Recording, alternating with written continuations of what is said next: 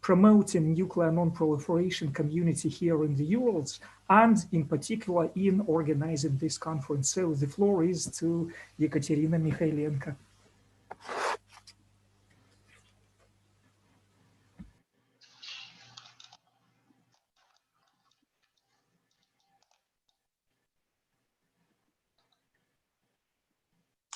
Ekaterina. Sorry for this. It's very difficult to.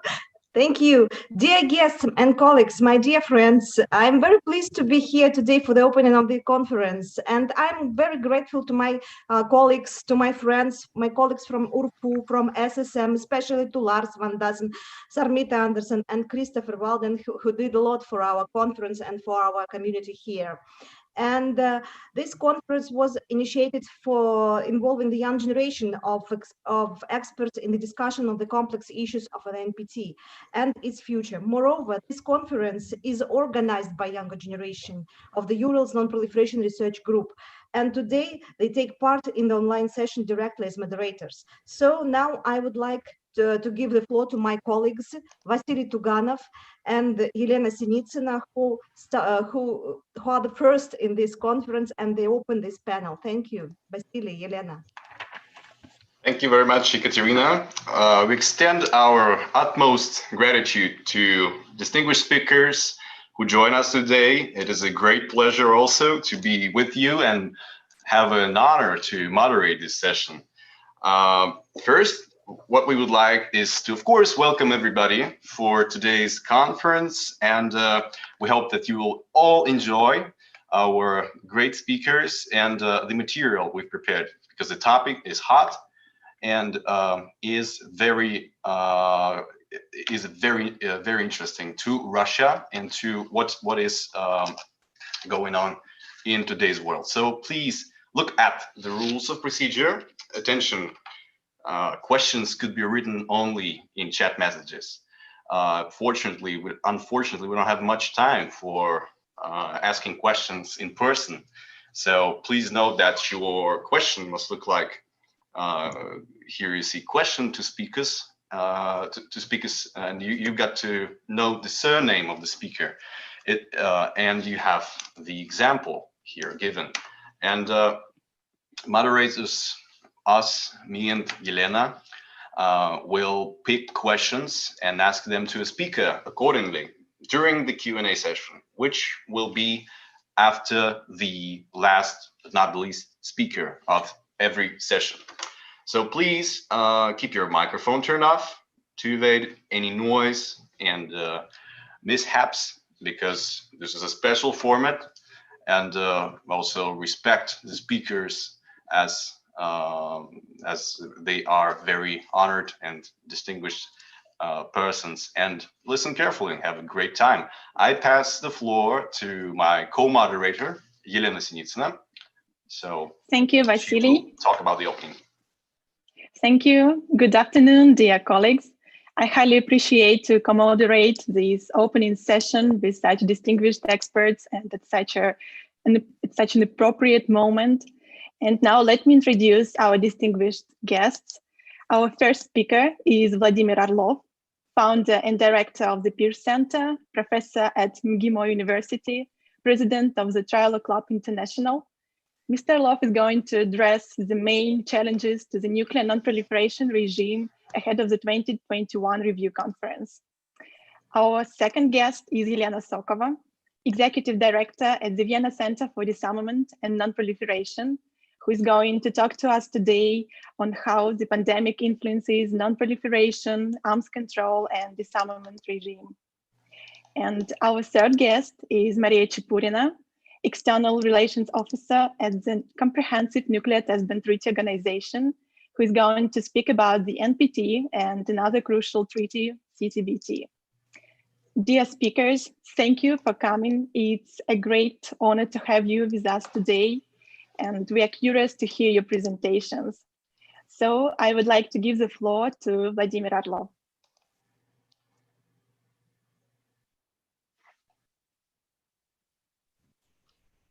Thank you. Good afternoon to Yekaterinburg to Tomsk. Good morning to Vienna, and good afternoon to Moscow already now.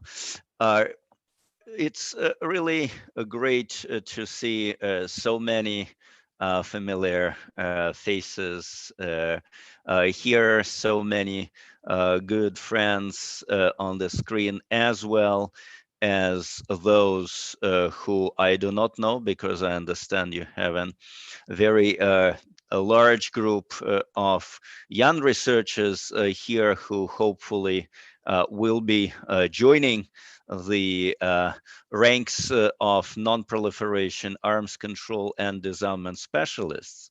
I'm pretty certain that some of you who now follow these discussions and who are students, graduate students, young researchers will do so because just the statistics speaks for that.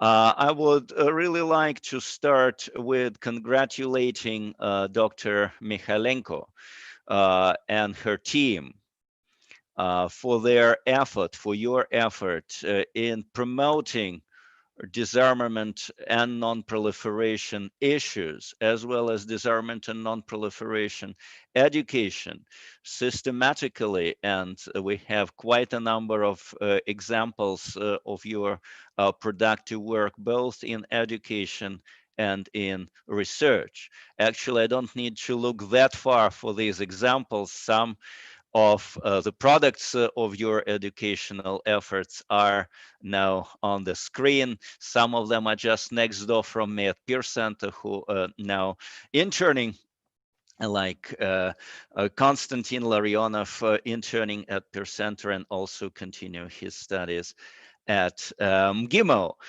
So I only wish this effort to be continued. I also would like to congratulate the Ural and Siberian non-proliferation mafia with the addition, or with a very helpful and useful addition of St. Petersburg mafia, with recently publishing another very helpful book, which is now in English, our Nuclear Russia. And when I say we have this book, I literally have it on my desk. I did my own reading and already recommend some parts of that book to my students. This level of productivity, of useful productivity, collaborations between the universities, Tomsk, Yekaterinburg, St. Petersburg, this I find really what needs to be applauded, but also important to be continued. So having seen so many friends, it's always tempting to discuss the issues on non-proliferation education and others, but I will not do that. I will do exactly what is now scheduled on the screen. I have, and now I would like permission to share my screen because the presentation will appear there. You have such a permission. Okay, so, okay.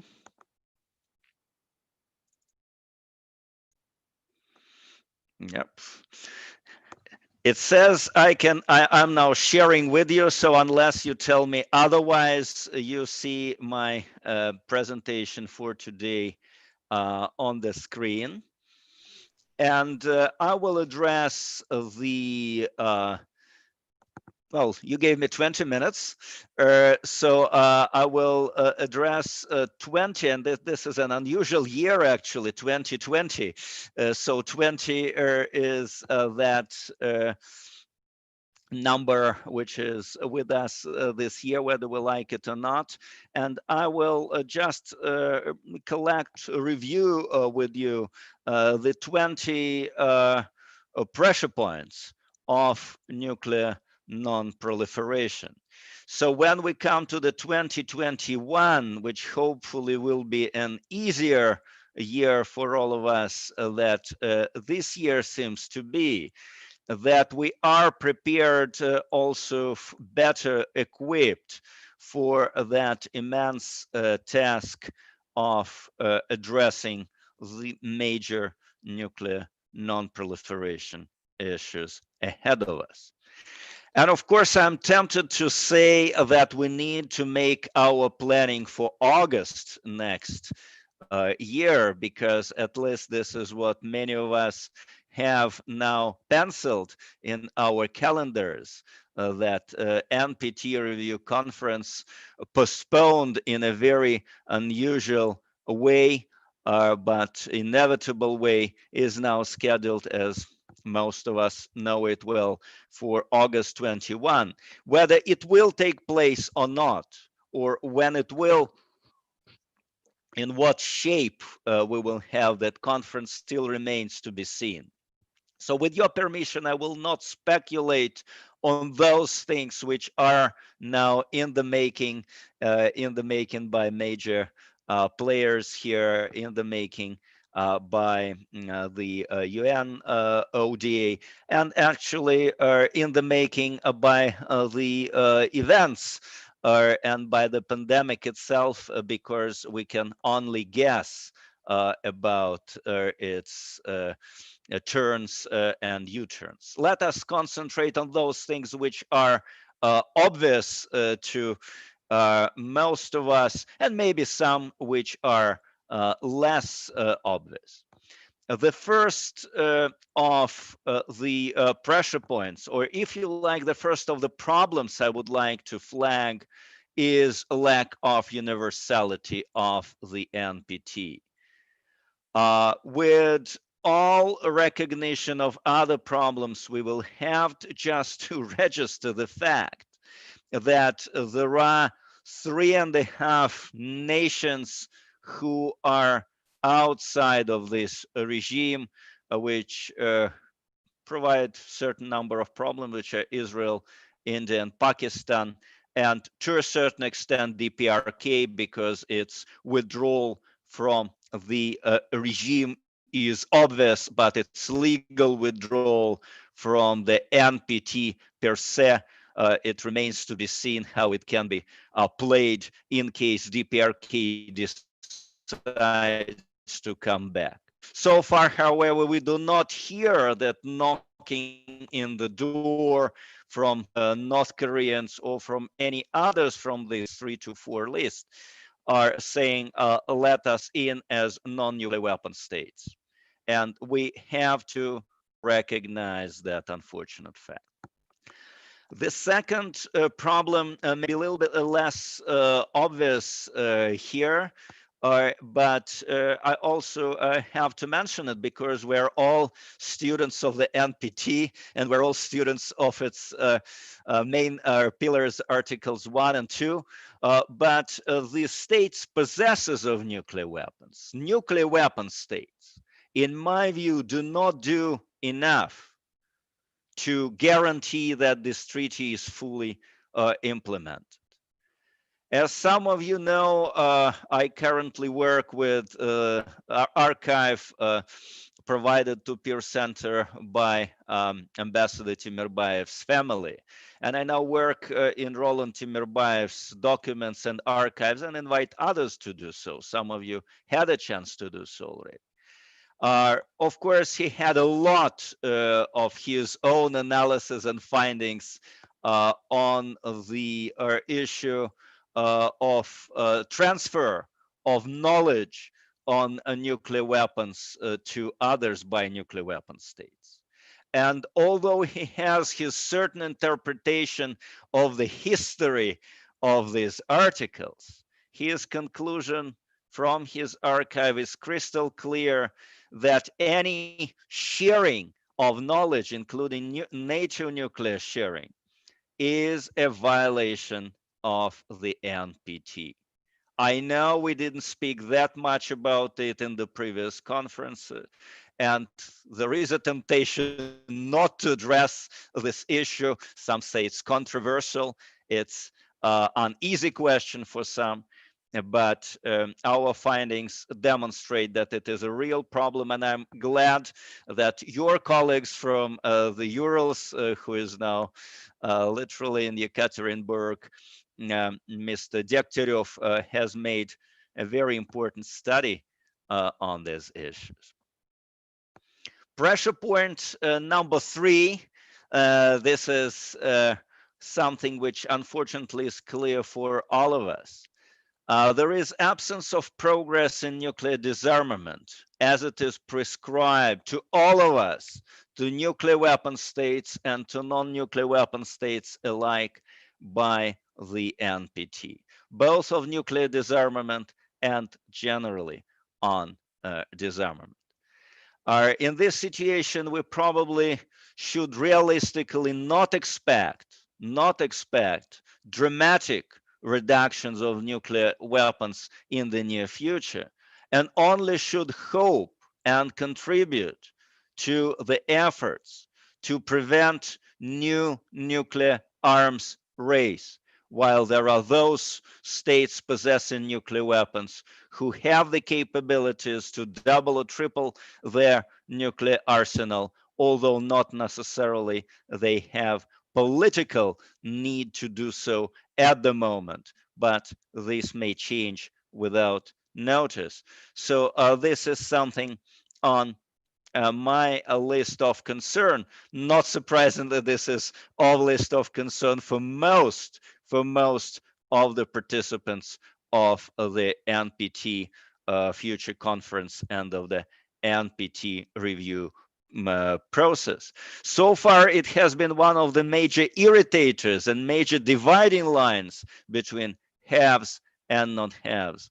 We probably should think of how building those bridges, and I will come back to that. Pressure point number 4, which we unfortunately have been witnessing for the last many years, and of course the peak was in 2003 when United States had invaded Iraq under pretext of nuclear proliferation.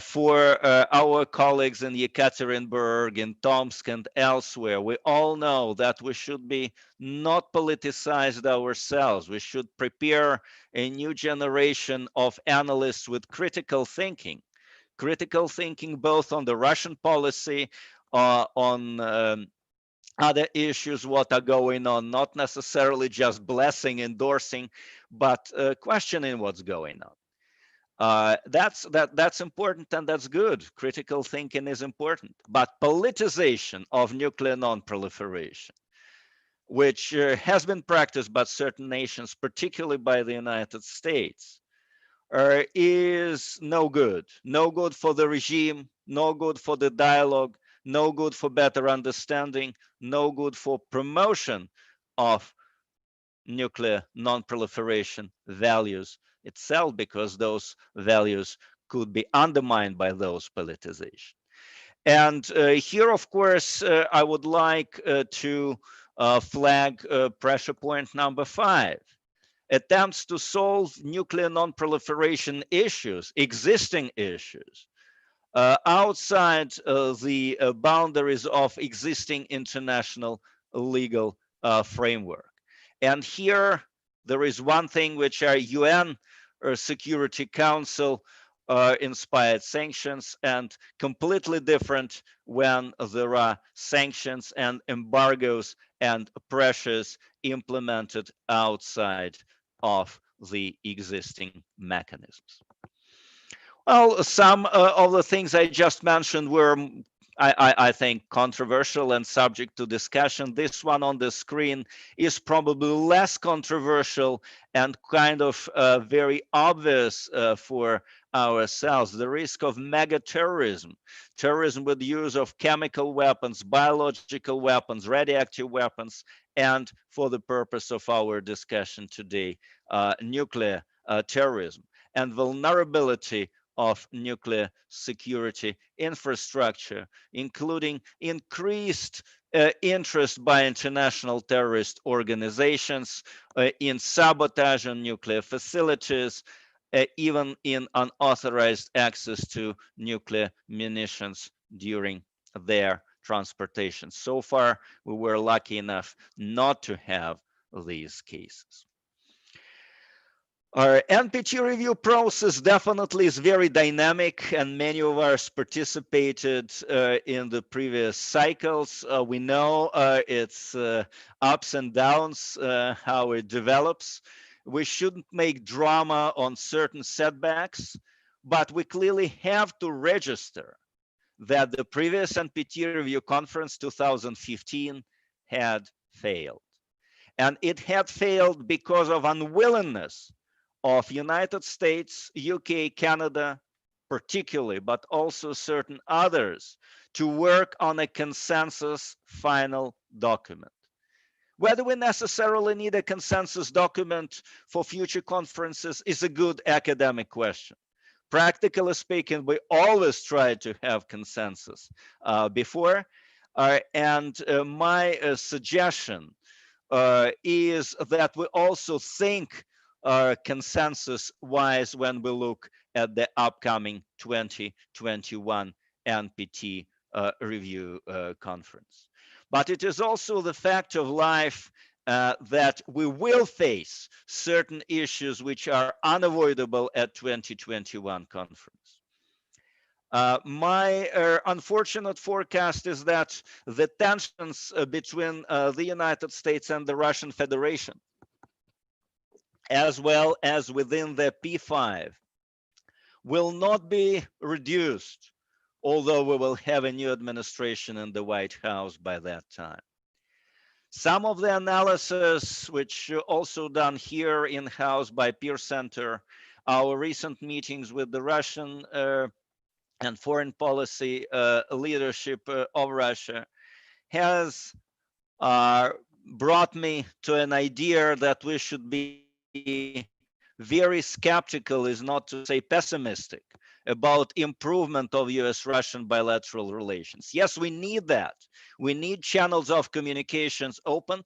We need to work on nuclear non-proliferation, and you will have in your program later on a few case studies by some colleagues who will address the US-Russian, US-Soviet dialogues on non-proliferation and what it means. That's all good.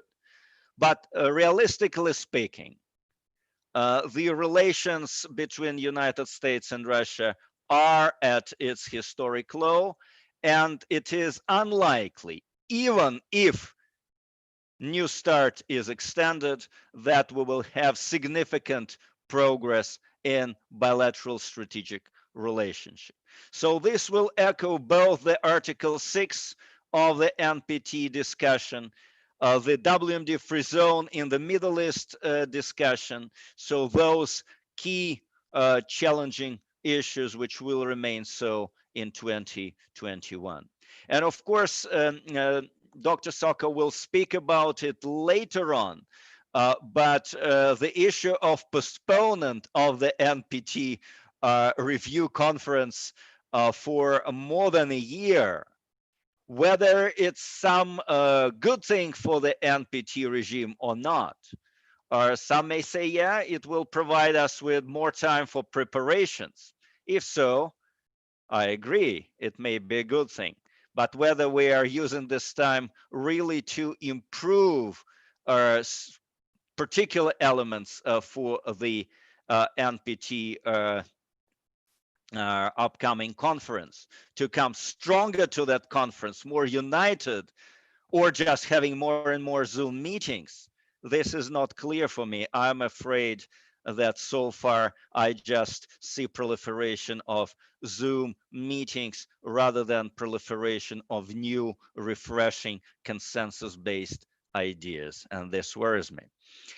I would not open a new chapter here while mentioning the problem of the Middle East and the issue of establishment of the zone free of nuclear and other weapons of mass destruction in the Middle East. The issue has been so far unresolved, and although we witnessed quite a successful, or definitely not a bad, conference at the UN, on the zone, led by the states of the region, both Arabic and non-Arabic. We clearly do not see Israel joining that process so far. And here I would like to see US new administration to play better role in trying to persuade Israel to be in the process. The Trump overtures with DPRK didn't lead us to anywhere when we look at the nuclear non-proliferation regime. No, it didn't make it much worse, but it didn't improve the situation. It was more just a political game and PR action for Trump himself, at least the first Singapore summit. But we clearly need to see all East Asia, Northeast Asia with reduced tensions. And it's not only the PRK that worries me, it's also certain discussions in Republic of Korea, in South Korea, its renewed interest in nuclear programs, although not pronounced publicly, as well of course, internal discussions in Japan.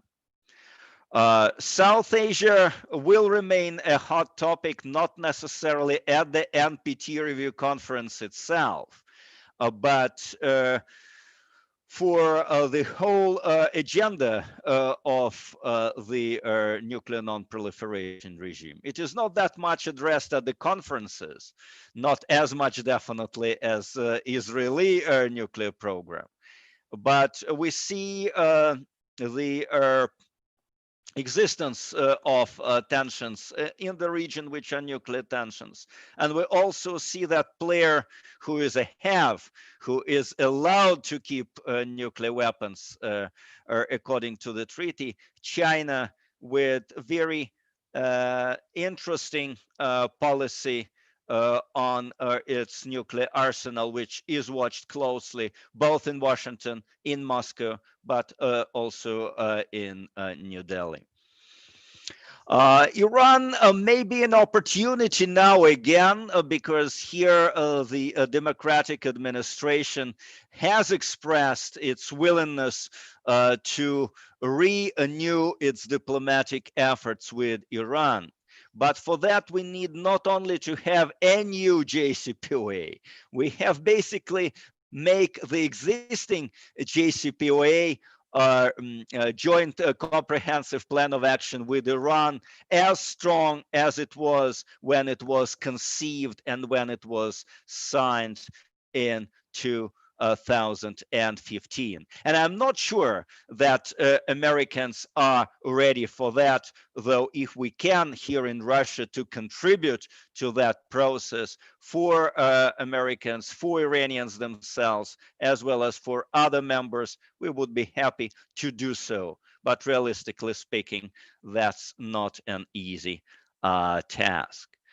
Of course, there are some more specific problems which some of you follow and some of you may find useful to look before, not after the NPT review conference will take place, although it's definitely an agenda not for the next few months, but for the next few years. The dynamic of political processes and ambitions of the threshold state to which the IA additional protocol is not applied need to be watched very closely. And you can build your list yourself, but Saudi Arabia and Brazil and some others definitely should be there. Well, you probably could expect me to start with START. And I didn't it for purpose. This is only one element of our efforts when non-proliferation, arms control, and disarmament are concerned. And finally, not that huge thing. We are not talking about a new treaty. We are talking about just keeping the current architecture, not destroy it, to keep its verification mechanisms and to keep the treaty afloat for 1, 2, 3, or 5 years. I think there is still a chance that we will have the treaty extension, as I already mentioned, in the first 13 days of a new President Biden. I would say there is very little chance that we will have it with the departing President Trump.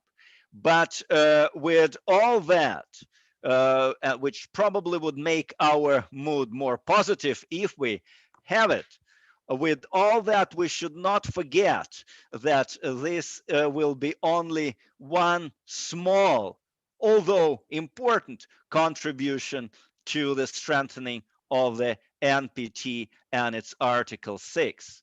China, France, and Great Britain's lethargy in their actions on nuclear disarmament should not be ignored. Although, realistically speaking, I understand that they will have to join the two giants, Russia and the United States, not necessarily at this stage, but sometime later. Again, I think it is important that we fix the ceilings, that we make sure that there is no new nuclear arms race, and that numbers which we now see, which are more or less accurate, not necessarily very accurate, which we see on the screen, that they are not increased. And India is welcome to join that effort, although not that much interested in. Coming back to the issue of compliance and the issue of violations of the NPT by nuclear weapon states, I have to remind you, all of us, don't be in West to Urals and East to Urals and in the Urals, that not allow sharing of knowledge about nuclear munitions. I also have to remind you that NPT does not prohibit storing or deploying of nuclear weapons outside of national territories. But this is a problem for me.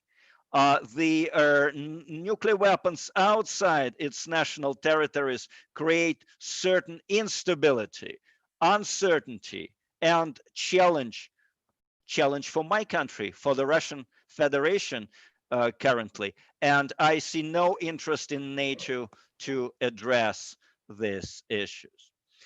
I know when I address these issues at the Urals Federal University, I shouldn't speak at all about TPNW, because there are so many great experts, and Dr. Mikhailenko here is the lead. So many others will address it at the conference, as I see from the agenda. For today, I only have to say, we will unfortunately have the situation when there may be a quarrel, if you like, between the two regimes. And with TPNW enter into force just in a few weeks from now, we certainly should and must take this treaty seriously, whatever we like it or we criticize it like I do. Outrageously long, since 1996, non-entry into force of the CTBT is another great irritator. United States of America is not doing its homework of ratification of the treaty. We simply have no sign for that. Without it, we will not be able to make this treaty alive, and there will be a risk of a disintegration of the treaty. Some of you know that even some Russian experts have been discussing these days the ways of Russia to withdraw from the CTBT and do its own testing. They're not in a majority, but well, the patience of Russian people is strong, but it cannot be forever. Paralysis of the conference on disarmament in Geneva is another problem, and risk of nuclear arms race in new domains, space and cyber, although not directly linked with the nuclear non-proliferation agenda, indirectly echoes the agenda quite clearly and will influence this agenda more and more. So far, we have here a lot of chaos, and unfortunately, we may need some kind of cyber Cuban crisis, type of Cuban missile crisis in cyberspace and cyber domain, that our leaders, global leaders, should rethink the international ways, legal ways of addressing these challenge. Last but not least, and coming back to Vienna now, IAEA safeguards are under risk of politicization, which we have to register. Okay, now the conclusions here. NPT regime, in my view, and many of you know my position here, remain and will remain cornerstone on security, which efficiently prevents proliferation of nuclear weapons.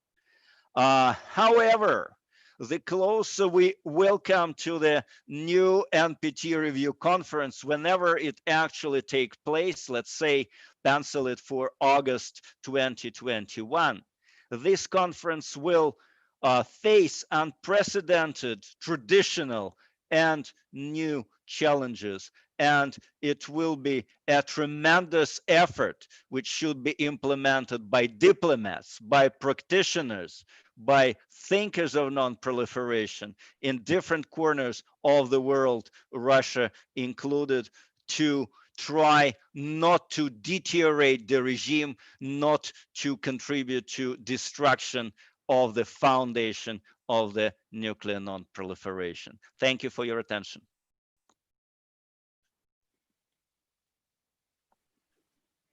Thank you, Mr. Orlov, for such an informative and timely presentation. And now I would like to give the floor to Elena Sokova. Thank you, Elena, and welcome and good afternoon to everyone. I would like to echo Dr. Orlov's remarks and really congratulate Ekaterina and the entire Urals team and the students who have been so instrumental in organizing this conference. It is extremely rewarding to see such a great interest from both the Urals non-proliferation community and from students to continue the discussions of the most critical non-proliferation, disarmament, arms control issues during the pandemic. And I really want to congratulate you both on building such a strong community in the Urals and Siberia. And I'm looking forward to reading the book that was recently published. I don't have my own copy, but I hope I'll be able to get one. But without further delaying the substantive discussion, I also want to thank Dr. Orlov for laying a great ground for my presentation. I hope that he would do that, given the topic. So it would be a little bit easier for me to focus on some other issues. Even though the title of the presentation is focused on the impact of the pandemic, but what I want to say is that many of the problems we are facing today, the vast majority of them, be it in arms control, non-proliferation, or disarmament, predate the global health crisis. The COVID-19 crisis amplified these challenges more than anything else, and it reinforced some of these fault lines. And I'm afraid it will continue to do so. But what it did, the pandemic added the effect of us not having even the limited resources for dealing with some of these challenges effectively. We're now all benefiting from Zoom we're having this conference and connecting different locations and different experts. But if you think about diplomacy, Zoom diplomacy, not a substitute for real diplomacy. It is extremely difficult to conduct negotiations, and face-to-face negotiations, discussions on the margins during the breaks are extremely important to finding solutions and compromises. What is also important to note that with all these various virtual platforms, and some of them more secure than others, nonetheless, it is a very big constraint for negotiations because of the impossibility to ensure confidentiality of these deliberations. And this is particularly true for the multilateral context. So we are constrained to a large degree, but the problems that we face are not new, they're just exacerbated by the current crisis. What I want to probably focus more on, not the entire history of the NPT and its regime, but speak more about the more recent period, basically starting with the developments after the 2015 NPT review conference. It has already been mentioned that we are all facing the further deterioration of US-Russian relations across the board. And I would agree with Dr. Orlov that this is likely to continue regardless of who is in the White House. This is more a systemic issue in the US, particularly, and on the Russian side as well. What we are now also facing is the more confrontational US-Russian or US-China relations, with China often named as the main strategic challenge to the United States. And here's a little bit of nuance in terms of how the current, the Trump administration even called it threat. The Biden administration is a little bit more cautious, calling strategic challenge to the United States, but nonetheless, that fault line will also likely to grow. And it's already been mentioned, and I would just want to emphasize that we have seen and continue to see the unraveling of arms control in the past 5 years. The fall of the INF Treaty, the US withdrawal from the Open Skies Treaty. Actually, yesterday was the official start of the date of the withdrawal when it takes effect, and uncertainty with the extension of the New START Treaty. But we can talk more about the other withdrawals, not necessarily related to the nuclear field, and I'll touch upon in my next point, which is that we've seen the US withdrawal of leadership from leadership positions on a number of global issues, be that climate change with Paris Agreement, be that World Health Organization, and many others. And the undermining to a large extent of multilateral organizations and regimes. It may certainly change with the Biden administration, but nonetheless, some of these issues are running much deeper than just the preferences between the US, the current administration, and the future administration in the US. It's not about just the relationship to these regimes, but about the resources that are available, or in general, the US approach to be able to lead on the number of issues. We also have seen the difficult relationship between the current UN administration and NATO. Obviously, with the new administration, this rift may be repaired, but yet again, it's a question of resources and ability to put more into continuing leadership in the NATO framework. But even within NATO, we have many of the fault points between the so-called old Europe and new Europe, particularly on nuclear issues. Speaking of Europe, Europe is also struggling to find its own voice in the arms control and disarmament arena. And Russia will probably start giving up on seeing Europe as a constructive actor and leader, and particularly the interlocutor between Russia, the West, and the US, after the more recent rift with Germany over Navalny's poisoning. And I would be remiss if I don't mention the impact of new conventional and other technologies on nuclear balance and stability.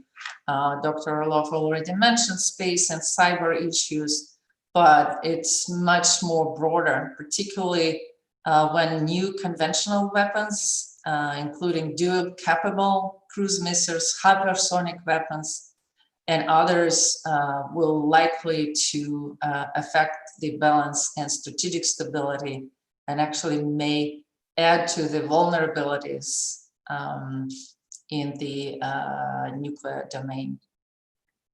But there are some positive developments that we've observed in the last 5 years, or at least the developments, as I would say, in the right direction. First, I want to mention a series of US-Russia strategic stability talks conducted in Vienna over this summer. They were very specific, with relevant experts on both sides. They're probably unlikely to lead to something new, a new treaty or new breakthroughs, but this dialogue is extremely important. And I hope it will continue with the new administration and the White House. I just want to point that this dialogue and these new exchanges were the first one since 2011. So it's even predates Ukraine crisis in terms of the ability of experts at this level to discuss serious security issues in nuclear sphere. I would also say that the Iran nuclear deal, or joint comprehensive plan of action, despite the US withdrawal and as a response, Iranian encroachment on the limits prescribed in the deal, still survived that crisis. What is even more important is that the IAEA inspections continue to this day, including on the additional protocol issues and on the implementation of the JCPOA itself.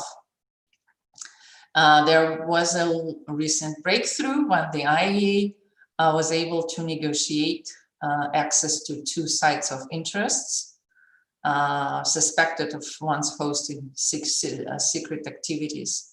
So in this respect, I see some at least modest progress in this area. What is even, since I mentioned the IAEA safeguards and inspections, despite the pandemic, this work continues. It took an enormous effort on the side of the IAEA, International Atomic Energy Agency, to ensure the interrupted implementation of the inspections, including chartering private planes to get their inspections to the site, to finding various agreements and arrangements for the safeguards inspectors to continue to have access to facilities and so forth. So in this respect, we do have, despite the pandemic, some continuing progress. I would also characterize the conference held on at the UN in 2019 on the establishment of nuclear and other weapons of mass destruction free zone in the Middle East as somewhat a positive development. I would agree with Dr. Orlov that Middle East nuclear weapons free zone would continue to be one of the contention points in the coming NPT review conference. But I would say the conference itself held in 2019 and the way many of the actors from the region view this conference at least somewhat lowered the pressure on the upcoming review conference. Another interesting development in the kind of Article 6 dimension, but also maybe inspired by previous discussions of the humanitarian impact of nuclear weapons, is a new focus within the discussion among nuclear weapon states and with a wide acceptance by non-nuclear weapon states, topics related to nuclear risk reduction. This is a new area of focus on many discussions within the NPT format, and particularly eyes are on the progress of these discussions within the P5 process, and also the way nuclear risk reduction issues are addressed in many bilateral discussions. At least the non-nuclear weapon states are expecting the report from non-nuclear weapon states on the progress in them addressing nuclear risks. There are a few new initiatives that I would like to highlight, that they are engaging non-nuclear weapon states in discussing issues related to disarmament, arms control, to the way progress could be made in disarmament area. And here I want to mention the US-led initiative on creating environment for nuclear disarmament.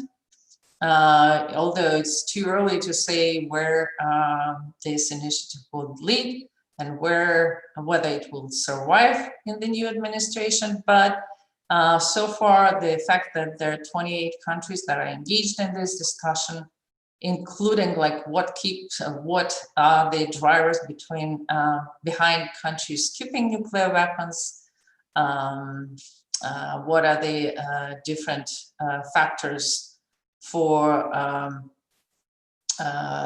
their doctrines, and how it could be better, and how we can create better understanding and conditions for reducing that tension in the nuclear weapons area between the key players. Another initiative that I want to mention is so-called Stockholm Initiative, initiated by the Swedish Foreign Ministry. It includes 16 countries. It also looks at the way the progress in nuclear disarmament could be achieved, but rather than the way many other countries view, including the supporters of the nuclear ban treaty, they look at more step-by-step approach, and they call it stepping stones approach. It's too early to say, but I think there some of the measures that they highlighted in their recent kind of communique or declaration are pretty reasonable, and I hope to see some progress in this respect. Dr. Orlov also mentioned the postponement of the NPT review conference. I think that due to the pandemic, I think to the postponement is to a certain degree a positive development for several reasons. First, I think the fact that the president-designate from Argentina, Ambassador Gustavo Slovenian, was appointed to lead that process pretty late in the preparation for the review conference. It gives him a little bit more time to focus on these issues, though I again, I need to point to some of the limitations related to the Zoom diplomacy, so to speak, here. But most importantly, the postponement of the review conference allows to factor better the results of the US elections. And I hope once we know for sure and officially the transition from one administration to the new one happens, we'll see a little bit more activity and progress in this respect. With so many divisions on disarmament, Middle East, and some other issues, one of the topics that received a pretty significant attention in this review cycle is peaceful uses of nuclear science and technology. This is one of the areas where almost a consensus emerged among non-nuclear weapon states and nuclear weapon states that this is one of the positive and non-controversial areas where we can see much more progress to be done in terms of expanding the use of nuclear technologies and materials, particularly for development, improving health and environment, and for other needs. So the linkage between peaceful uses and sustainable development goal is something that is really emerging as a new consensus. Though some kind of extreme parties look at this resurgence of peaceful uses issues as a bit of a diversion from the lack of progress on disarmament discussion. And of course, I could not not mention the Treaty on the Prohibition of Nuclear Weapons. With this entry into force in January 2021, it will have an impact certainly on the review conference and its deliberation. While the many supporters and some of the key states are trying not to see it and not to let it to be an issue that will contrast even more the nuclear weapon states and non-nuclear weapon states debate, and contrasting the TPNW to NPT. Nonetheless, I think the mere fact that the treaties now enters into force will have the effect, and there are opportunities for some of the flare-ups in this respect. And since we're speaking more on diversion and divisions, in addition to the confrontation between US, Russia, and US, China, we can also see the new fragmentation within the non-nuclear weapon states. And here the TPNW effect is really noticeable, because now we will see the line division between those that are under nuclear alliances and those without. And this division will likely to run deeper with the entry of the Treaty on the Prohibition of Nuclear Weapon States into force. It would be difficult to find consensus on disarmament issues with these divisions, but it will also make it more difficult for some traditional coalitions that were on the forefront of bridge building to really have a credible voice, because many of them are under the nuclear umbrella.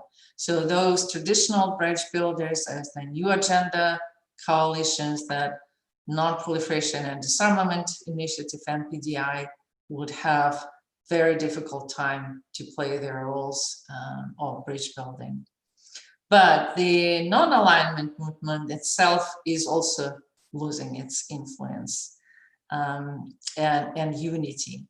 And what I can say that is many traditional alliances that we observed within the NPT and so-called like party discipline, if you belong to one group, you vote the same way or approach issues, is also going to be challenged with these new developments and divisions. And what I can, in the conclusion, say is that what we really need with these inhibiting factors and to a certain degree increasing divisions within the NPT, what we need is a constructive approach to the upcoming review conference.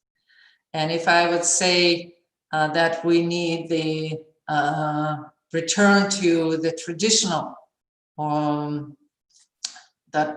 cooperation and coordination between the United States and the Russian Federation, probably many of you would call me like I want to chase the rainbow. Yes, I understand that this is something that would be very difficult, but I agree with Dr. Orlov's assessment here. But what I would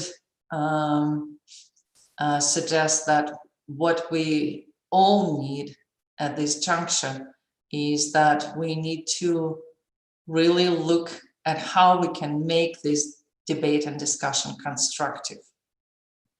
And I see a big responsibility role in this respect, both on the United States and the Russian Federation.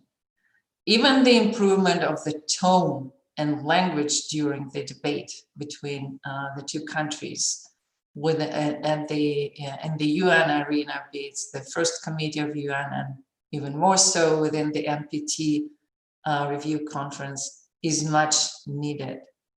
And only with the constructive approach we can create an environment and room for finding compromise, flexibility, and allow for creativity. And Russia can and should play this constructive role. And I'll finish here. Thank you. Thank you very much, Dr. Sokova, for a highly relevant and thought-provoking presentation. And we have come to the last presentation of our session, and I would like to give the floor to Maria Chipurina. Thank you very much, Yelena. Do you hear me? Yes? Yeah. Can hear you. I'm very grateful to the Ural Federal University for this invitation, and especially to Ekaterina Mikhailenko, who I remember from some of the CTBTO events, some of the meetings in Vienna, and her always brilliant presentations during them. And also to Ekaterina Lapanovich for pulling all of this together, and all of you who have been committed to give us this amazing opportunity to exchange today.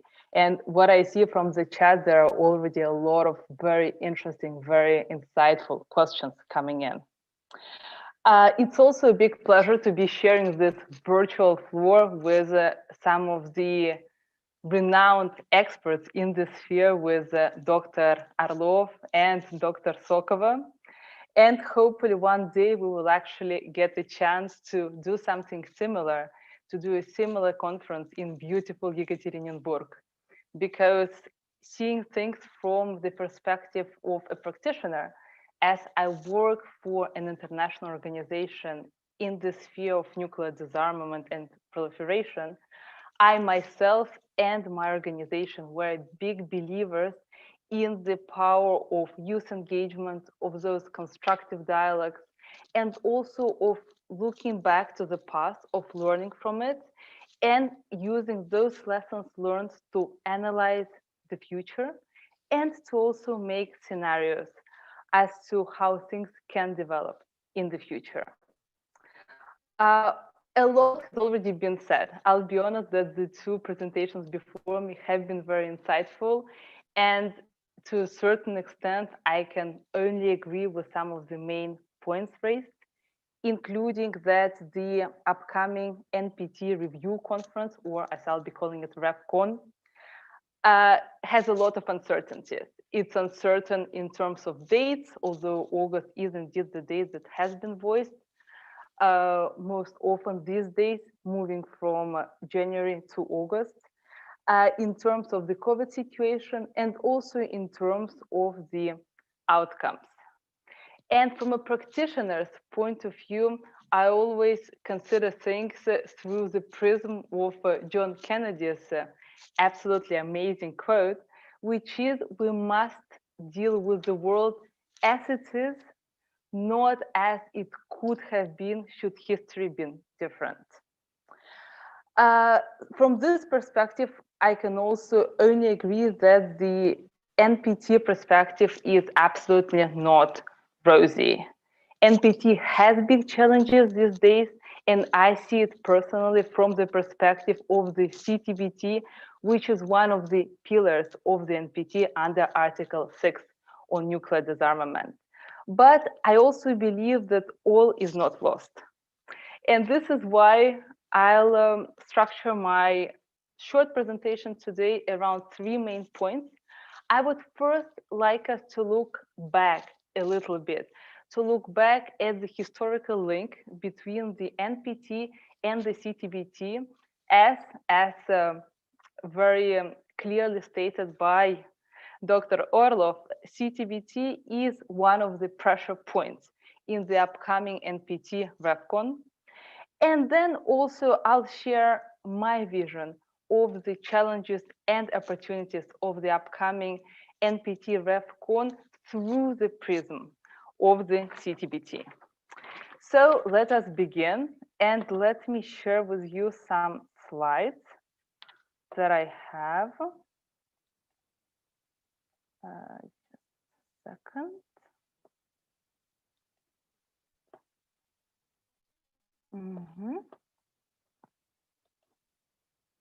Yes.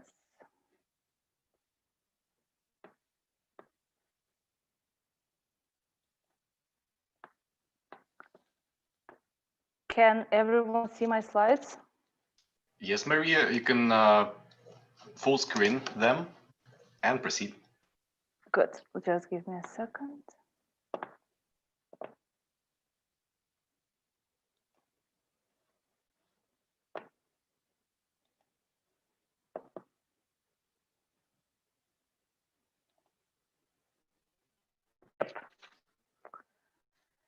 Great.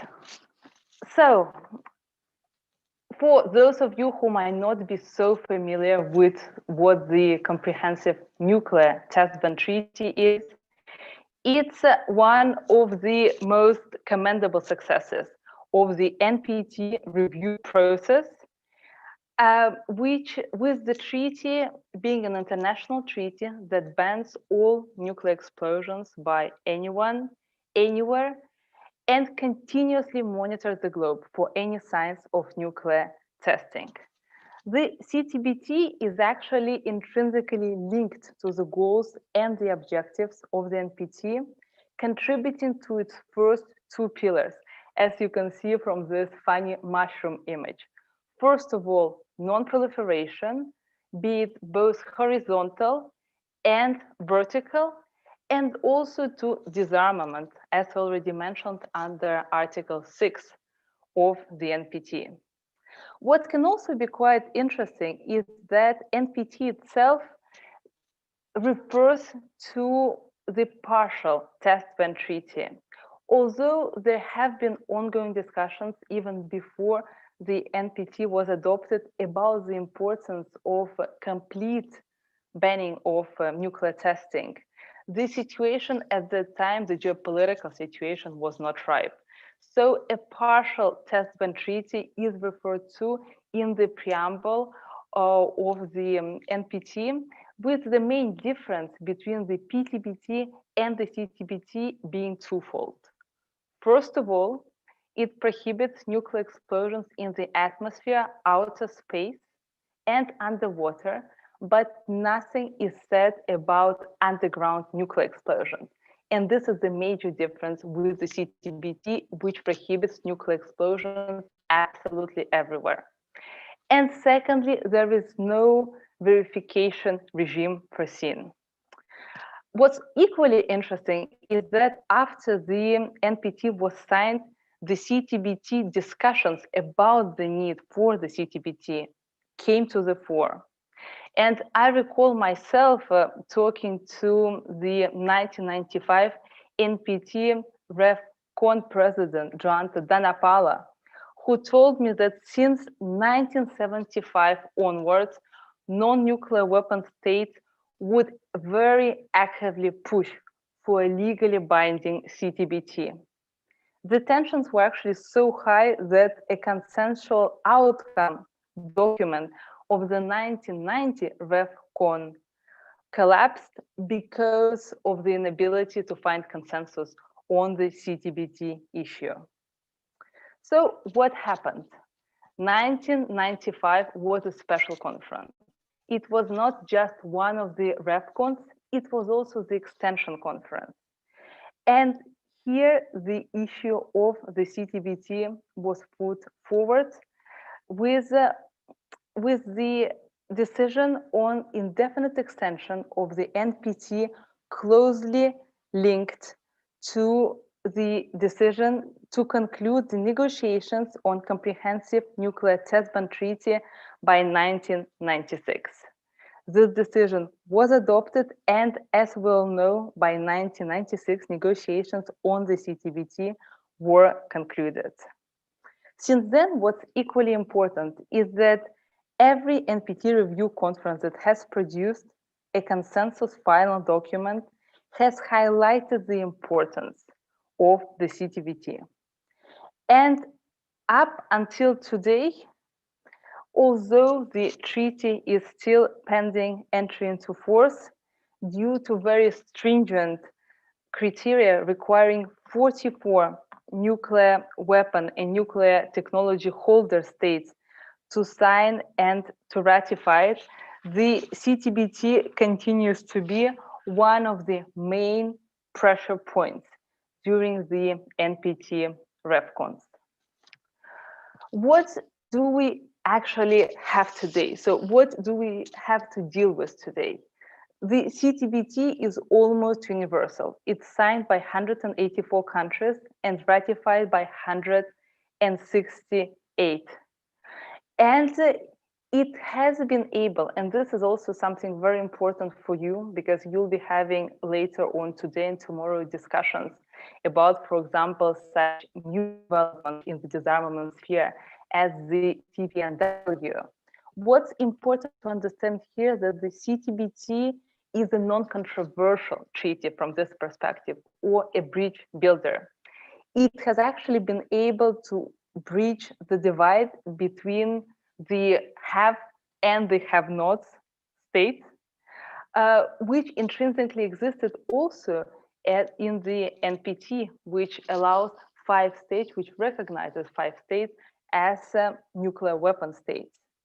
So CTBT is special because it has this indiscriminatory character, obliging all the states that have signed, and also those that have ratified it, to build IMS stations throughout the globe on its territory. And for example, it might be of interest to you, Russia has the 2nd largest international monitoring system segment after the United States.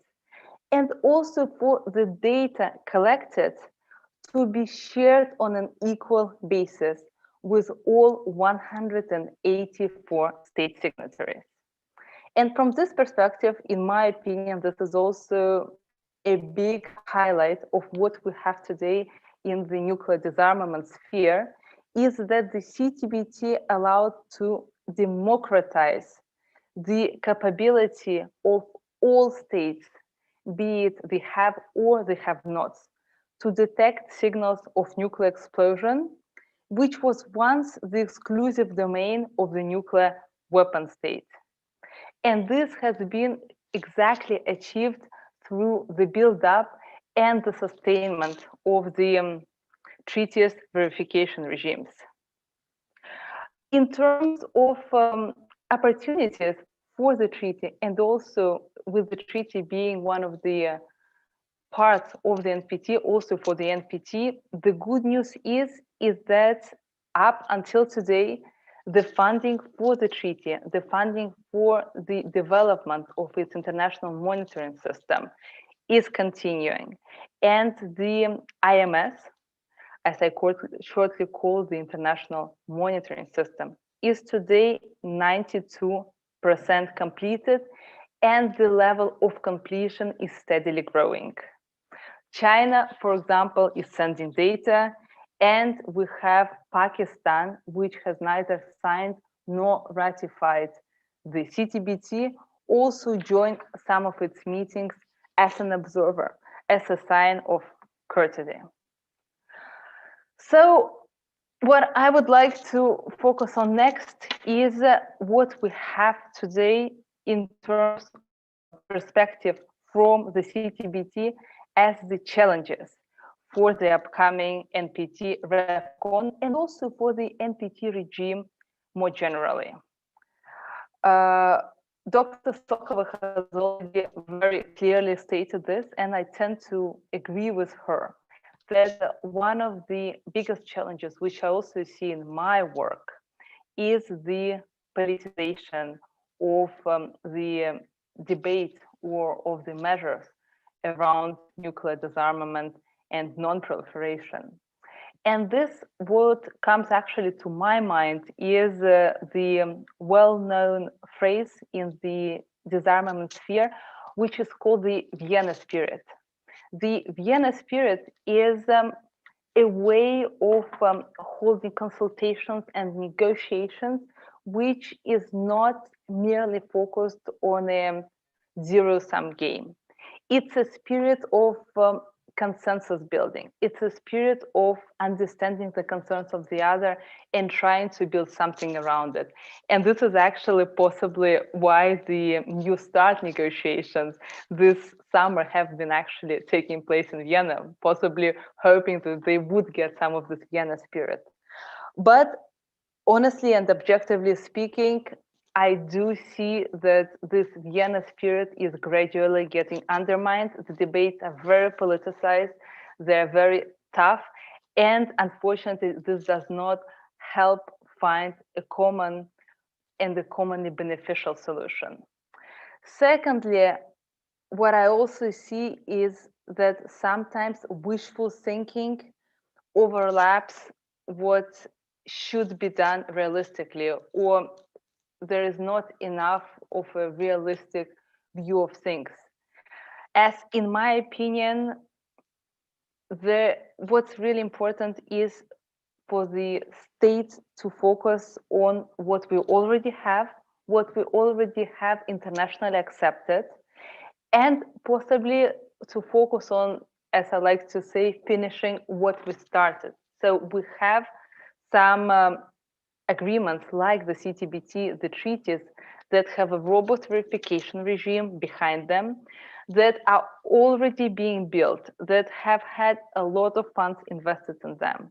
And it seems to be, to me, more realistic and more reasonable to continue investing in them and making sure that the treaty enters into force rather than inventing other disarmament measures or instruments which might not have the same impact, or as Dr. Orlov said, can actually create a quarrel between the existing regimes.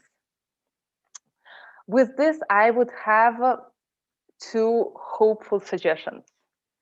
First of all, I do think that looking at the past is very important. And in my opinion, if we look back, as we're celebrating this year, the 50th anniversary of the entry into force of the NPT, it's absolutely clear to all of us that when the treaty was concluded during those Cold War tensions, its success was never certain. And notwithstanding those unfavorable environmental developments, it was, is, and will remain, and I'm absolutely convinced about this, the gold standard of nuclear non-proliferation. Here you will see the image of Charles de Gaulle, because we celebrated his 130th birthday yesterday, who very wisely said that even if a battle might be lost, the war will one day be won.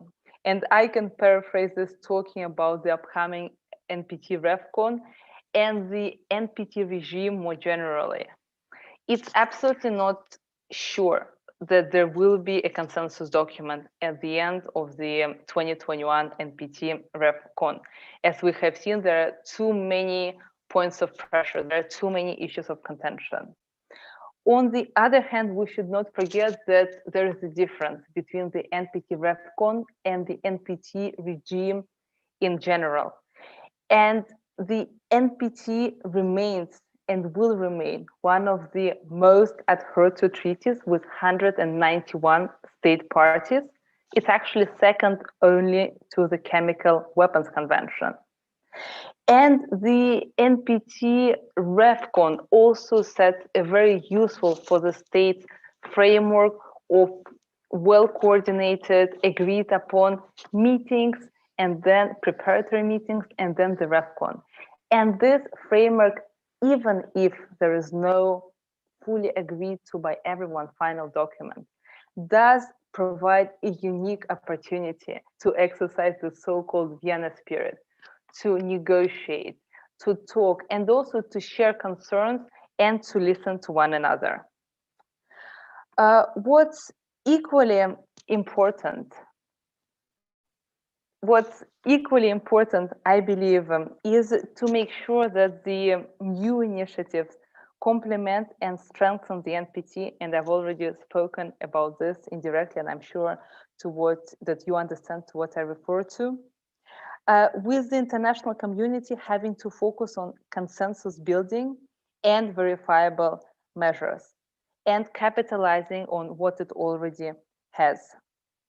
So looking at this funny caricature of thinking out of the box, I also think that rethinking disarmament does not necessarily imply dismissing the progress that has been made in the past. It actually implies rethinking disarmament through capitalizing even more on existing institutions through fresh and innovative approaches.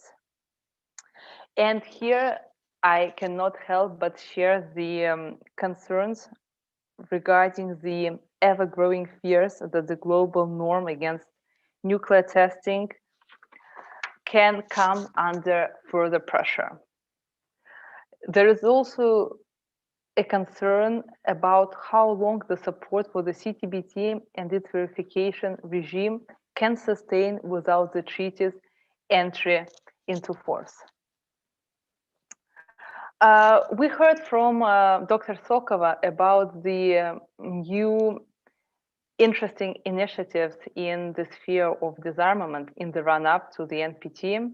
And this partially also relates to the discussions around the CTBT, while during the latest NPT prepcoms, states have been extremely vocal and extremely supportive of the CTBT. The already cited Stockholm initiative, the Stepping Stones initiative, for example, vocally promoted to uphold the existing moratoria on nuclear testing and to enhance the entry into force efforts, or to promote the entry into force efforts on the CTBT, which are long overdue. However, as I equally see it, it's extremely important to have those statements of support for the treaty, but the real challenges remain how we implement words into action.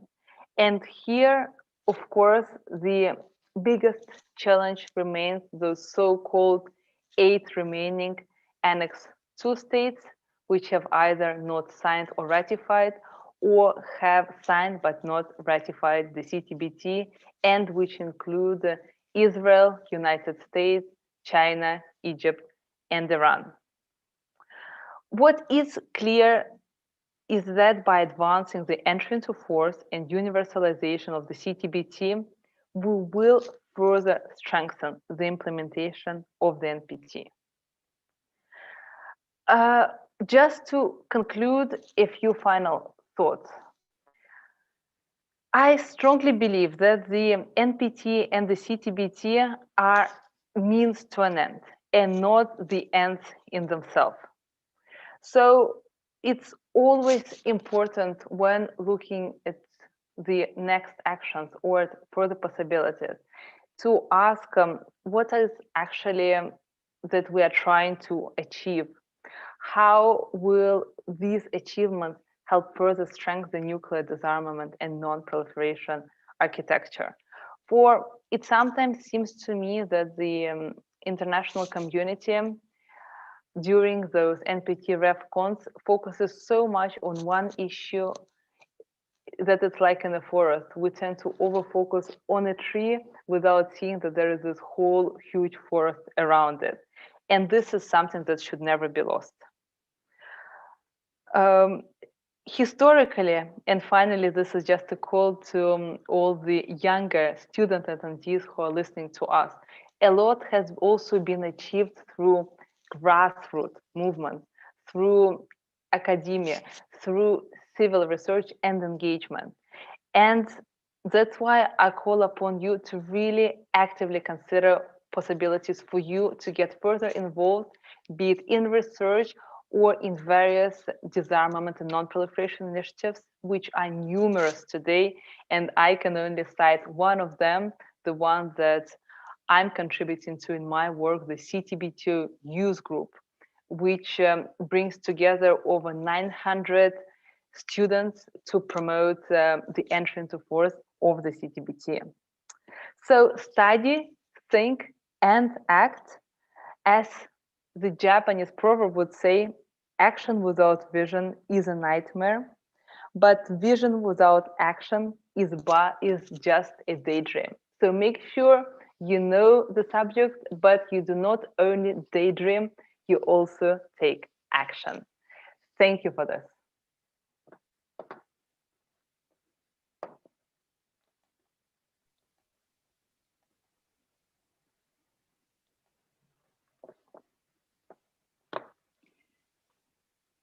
Ms. Chipurna, thank you so much for such an interesting and insightful presentation. Dear colleagues, as we have finished with presentations, we are ready to start the Q&A session. So I would like to give the floor to my co-host, Vasily Tuganov. All right, dear colleagues, thank you everybody for great and insightful speeches. And the first speaker that we would like to question right now for our Q&A session is Vladimir Andreevich Orlov. And he has already looked into the chat and found gems among the questions. And we pass the floor to Mr. Orlov. Please join us. Thank you. Thank you, Vasily. In fact, thank you all again for very insightful discussion, and to my co-speakers, to Maria and to Yelena. That was very interesting and useful to follow.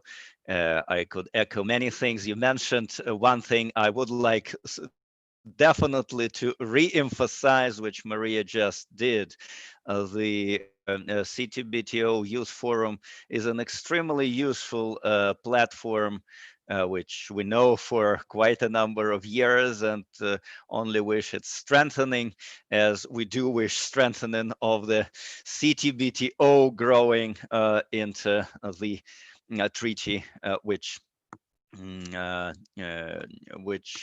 enters into force. But yeah, for that, action of young generation is needed, and hopefully it will not be like once Obama said, not in my lifetime. It should be in our lifetimes, and it should definitely be in the times when young people are still young and energetic to contribute to that, whether it's in those states which so far have not yet signed or ratified the treaty, or globally.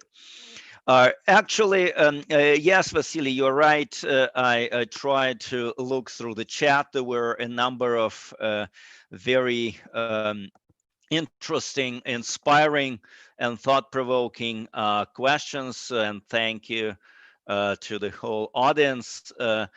for that, but they are more or less easily grouped in some groups. So with your permission, I will not go answering to, and I think this is what we agreed with Vasily, that I go through all the questions. And so maybe with certain regret, some would notice that I didn't answer his or her question, but I will try to answer most of them.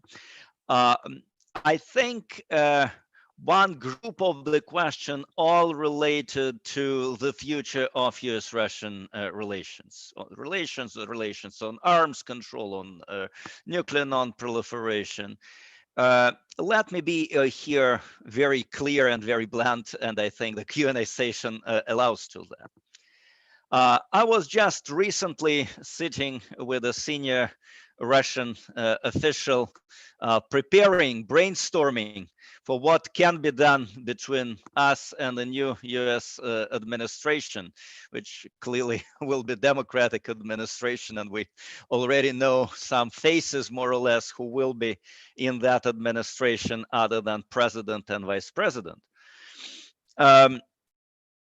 And actually, you know, we were just chatting and a little bit teasing each other here, but some expression came surprisingly simultaneously to just our conversation, which was a bipolar disorder.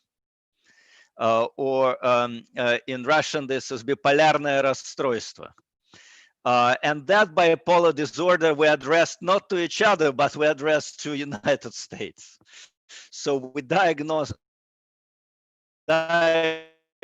unfortunately United States with that bipolar disorder. But for the sake of this conversation now, I would like not to speak on this, but on bipolar, because it partly may answer some of your questions and may be my reaction to your expectations. We here in Russia, so I think it makes full sense to say this. We here in Russia do not have high expectations of a new US administration overall, but also when non-proliferation and arms control are concerned. Let it make it very clear there will be a heavy load of ideological issues, accusations, and even these days when my institute does a series of track 1.5, track 2 meetings with our American partners like CSIS in Washington, where the most senior people are there, and some of them are in waiting for their new positions, some with their many decades experience. It all starts with Navalny. It all goes to the status of Crimea. And all we discuss non-proliferation and arms control. The spirit of proselytizing, the spirit of accusations is unfortunately bipolar in the United States, and it will not disappear. I cannot agree more with Dr. Sokol when she said that even change of a tonality in US-Russian dialogue difficult dialogue on arms control would be beneficial for the NPT review process for the globe. I agree. And I think we still can contribute to certain change of that tonality for the better. At least we will continue to be working on that. But as we now are an academic forum and not in an activist group, I must say for the record that the chances may be very low to change that tonality, to change the practical ways of Russia and the United States working together on key issues of nuclear non-proliferation. Although no question, this is very much needed. In that sense, on the New START extension, I mentioned it in my presentation. Let me come back to that and articulate what I see now. There are ongoing consultations now on strategic stability, which Dr. Sokova had referred to. Yeah, this is better than nothing, but don't take me wrong. They go not very well. They not only go with a difficulty, they go in vicious circles. And although I myself liked the fact that first in Geneva, there were meetings between our Secretary of National Security Council, US counterparts, later continued in Vienna through strategic stability. The American high demands are unrealistic and definitely are not aimed at having extension of this Treaty of New START before the end of US current presidential administration. So the situation is difficult and probably not very optimistic. Although, again, don't take me wrong, I said that I still see a chance that in the first 2 weeks or even less of Obama's administration, we may grab that opportunity to extend the treaty, maybe for a year, although we need to extend it for longer time. But here is an important thing, dear friends, that this is only a small element of progress here which we can achieve. We basically will keep that architecture for some more time, but we will not build, we do not add to that architecture so far. And some of you asked how I see joining by other nuclear weapon states, by other P5 to that process. Well, I'm in favor. I would like to see China and France and UK sit around just tomorrow. But realistically speaking, we are not there yet. And we will not be there in the next phase. First, it is true that these are United States and Russia, who both should make their own homework. Finally, we still possess, well, at least to my knowledge, more than 90%, if not 95% of the global nuclear stockpile. So this is true that we should do the homework first. And I would not oppose China just joining right now, right here, entering the room. But I do see the logic of our Chinese friends and comrades, why they do not and are not ready to do so now. Then there was an excellent question of doomsday clock. Why it is now so close to midnight while there is no nuclear war next to our door?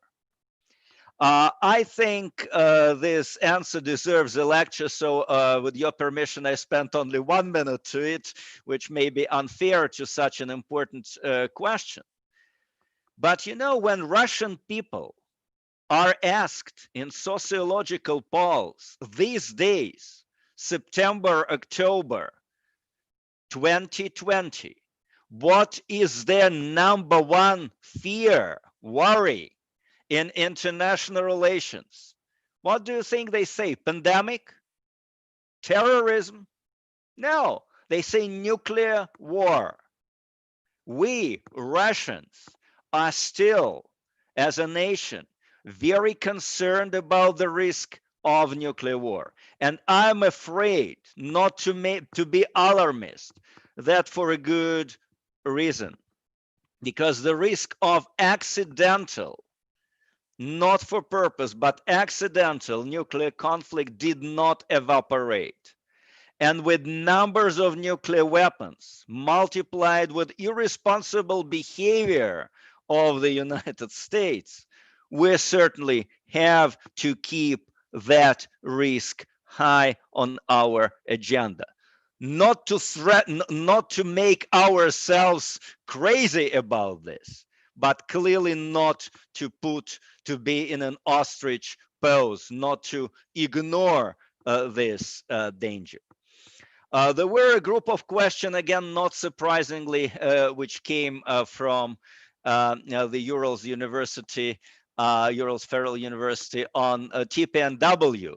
ДНЯО, Договор о запрещении ядерного оружия, but you all know it well because you have so good professors on this and so good books already published on that.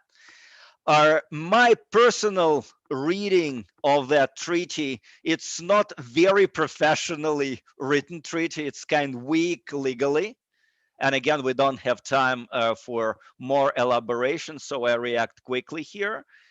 I think that it is unfortunate that some pro-disarmament radicals moved on with that treaty at a certain point instead of trying to build bridges within the NPT.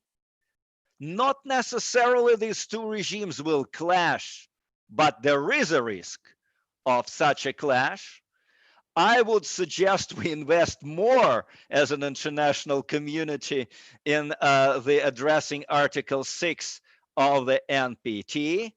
And with the treaty, TPNW, with 0 states with nuclear weapons in it, I hardly can imagine how it can really practically contribute to global peace and security, though, of course, don't take me wrong, I know positions of proponents of that treaty.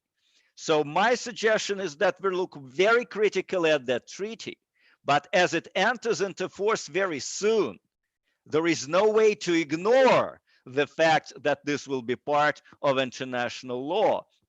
And whether it will come to our Kazakh colleagues and other colleagues who are in that treaty, it's an interesting, practical, political, military, academic question how we will be dealing between those who are out of the treaty and have alliance obligations and who are in the treaty. The true may be about certain other cases not involving Russia. I think I would just briefly answer one more question, which was about how economic sanctions, whether they are efficient for nuclear proliferation prevention or not. Well, it depends. I think that in certain situations, economic sanctions may not be necessarily a bad thing when we do see concerns that this or that nation is interested in obtaining nuclear weapon capability.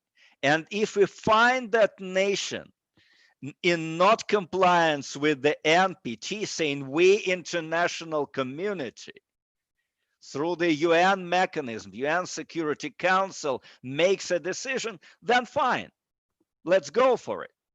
I do not think that really it put some pressure on Iran that much, but it did certain when it was a unified, legally binding action.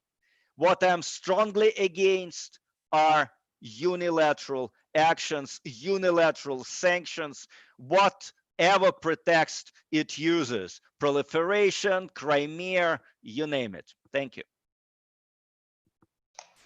Thank you very much, Vladimir Andreevich. And we pass on to another speaker, the second speaker of this opening session, Dr. Yelena Sokova. Please, you have also looked through the chat for topics to discuss, and you also have your 15 minutes. Actually a little bit less because Mr. Orlov spoke a little bit longer, but nonetheless, very informatively. We thank you, Mr. Orlov, for joining us today, and we pass the floor finally to Dr. Sokova. Thank you. Yes, indeed, it seems like Maria and I are left with very little time to address the questions that were posed to me. As far as I understand, the sessions ends at noon. I'll try to be as succinct as possible and tackle a few questions that were addressed to me and some of them were kind of interchangeably asked to me and Dr. Orlov, particularly with respect to the new US administration. And how it will impact many of the issues related to either the Iran nuclear deal or many others. You know, with respect to the Iran nuclear deal, the Biden administration, even in the time preceding the elections, made it very clear that they would like to go back to JCPOA, and the fact that those who were involved in the negotiations of the Iran deal are now being called into, already named to be joining the Biden administration is a very good sign. Indeed, and it was in general a big hope of the international community that the US after the Trump administration would return to JCPOA. How specifically it's going to be done, it's hard to say, but I'm sure that the discussions will start very soon in this regard. Whether there will be attempts to broaden a little bit the scope or not, but I think that we'll see first a little bit of a back and forth between Iran and the US, how to implement it. But I think it's in the interest of both countries and the international community to go back to JCPOA, whether in its original form or somewhat modified. With respect to the overall like impact on the US-Russian relationships and arms control, definitely Biden indicated clearly interest in extending the New START treaty. And that is something that they are likely to pursue, and they will have to pursue really fast.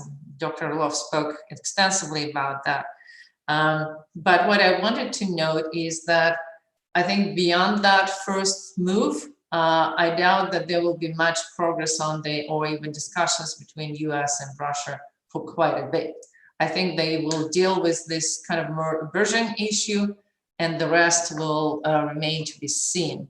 But I'm very pleased with the already announced appointments, including Tony Blinken as the Secretary of State, because I think he's and what, in general, what I see the team is building up of very professional career diplomats that have been dealing with many issues for many years. That is a stark difference with what we've seen with the Trump administration, when we had people who have never served or worked on diplomacy being put in charge of the entire State Department and so forth.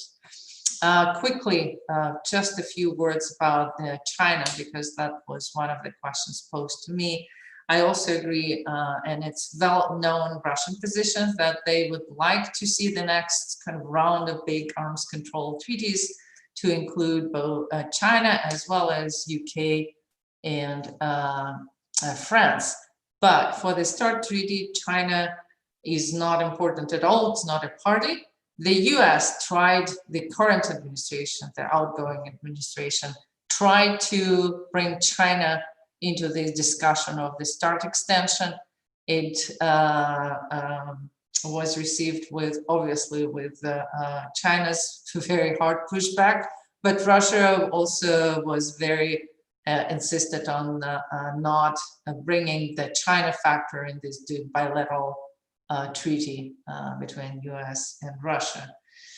And there were a couple of questions related to the humanitarian initiative and whether it's something that could serve as a kind of uniting rather than dividing issue between nuclear weapon states and non-nuclear weapon states. My own view is that it's actually unfortunate that after the negotiations of the Treaty on the Prohibition of Nuclear Weapons, this whole discussion about the humanitarian impact of nuclear weapons kind of folded in, and we don't see those issues being discussed seriously in many fora, or maybe in a separate fora, as for the series of the humanitarian impact conferences.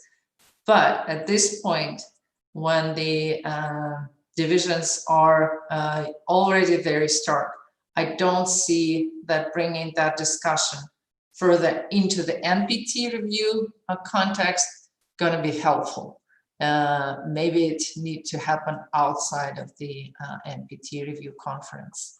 And on the role of Europe, really quickly, I want to note that that initiative that I already mentioned, the Stockholm initiative or stepping stone approach, I think this initiative has a little bit of a momentum and some possibilities for at least a number of steps that it proposed to be taken seriously and play a positive role. But as I already mentioned, Europe itself, and if you look at the European Union, even in this regard, is a very difficult set of actors to deal with. It's difficult for them to come up with a united voice, particularly if you see countries that are new Europe, particularly Poland, Romania, and some others being extremely anti-Russian and pro-NATO. And when you see the older Europe, which is much more kind of constructive in this regard and has more positive approach or engaging approach and finding common ground. I'll stop here because I want Maria to have a chance to answer at least some of the questions. Thank you.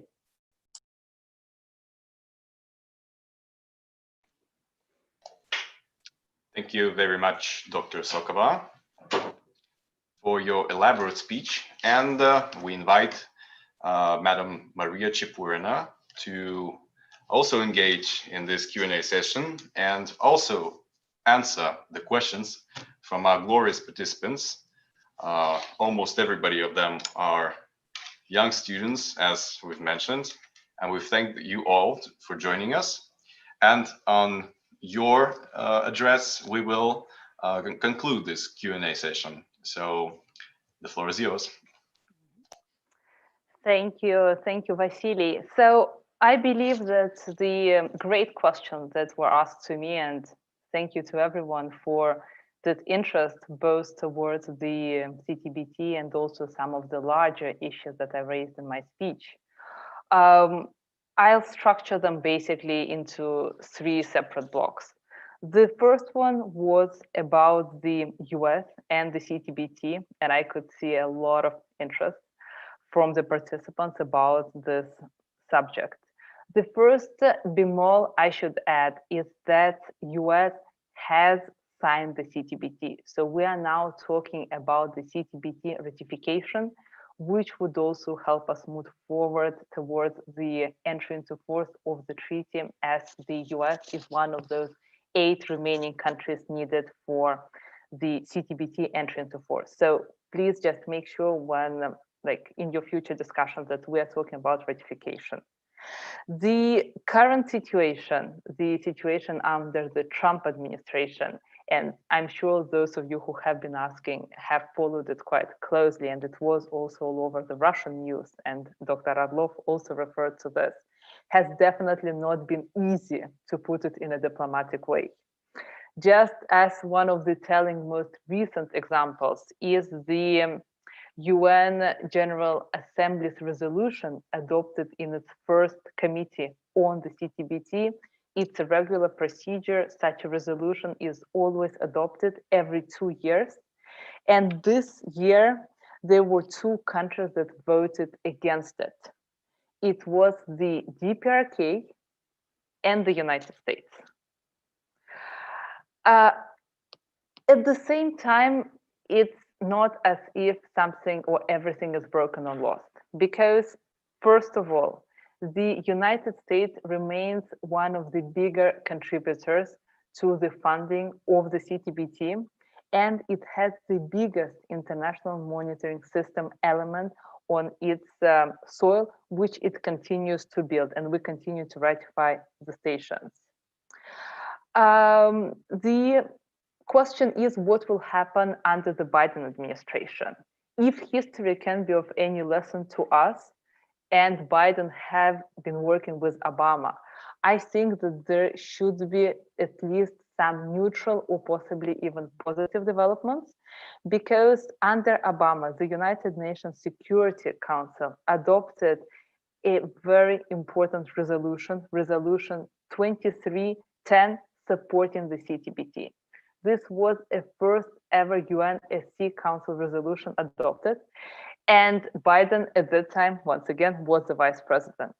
However, I would not also be overly optimistic simply because of the internal setup in the American politics, including the congressional issue. And as we have seen once again from history with Clinton, who was trying to promote the ratification of the CTBT, it fell exactly because of congressional disagreement or unwillingness to support its ratification. So I would not be overly optimistic, but I do hope that we will see at least some softening in terms of rhetoric towards the treaty. The second good question was about the CTBT monitoring regime and its effectiveness. I believe that the best way to test effectiveness is actually to test it in real life. And for this, what was definitely interesting to our organization is to see whether our monitoring system is able to precisely detect where the underground nuclear weapon explosions took place during the DPRK tests, which was well the case. In terms of another aspect of it, nuclear radiation, CTBT is constantly monitoring this as well with its radionuclide stations. And Fukushima has been an excellent example of how we have been tracking this radiation outburst. So has the San Jose submarine sinking on the coast of Latin America, where equally through our underwater detection capacities, we were able to identify where the tragedy has actually happened. So to me, and I can assure you, we have hundreds of scientists who are working on this daily, making sure our technologies are kept up to speed and that nuclear testing detection capacities are being developed. Finally, and I think this is a very interesting question, it's about the perspectives for non-signatory states to move forward with the signing of the treaty or its ratification. And here we have a question specifically regarding China and whether it is one of the, let's say, lowest hanging fruits. My feeling is, and that's what I also see when reading statements from some of the prominent Chinese diplomats like Fu Zong, for example, who consistently put forward the CTBT as an example of Chinese commitment to nuclear disarmament. So they're consistently quoting it. So there is definitely some interest in supporting the CTBT, and China is doing it by being a state signatory and also by sending the data to our international monitoring system. However, it should be very clear that China would not be making unilateral moves unless there is also some movement from such players to which it, in a way, is always looking at, like the United States. The other question was a bit of a wishful thinking. US and China ratify, what happens next? I believe possibly it can be a domino effect. So with those two major players ratifying, other 6 would go forward. But in the meantime, I also have some doubts, especially in terms of India and Pakistan, which, as we have heard, they're non-signatory and non-ratifying states, neither for our treaty nor for the NPT, which sets the larger framework. Just a last thought to conclude. There was one question that I received quite last minute about what can be done to decrease the politicization around nuclear disarmament.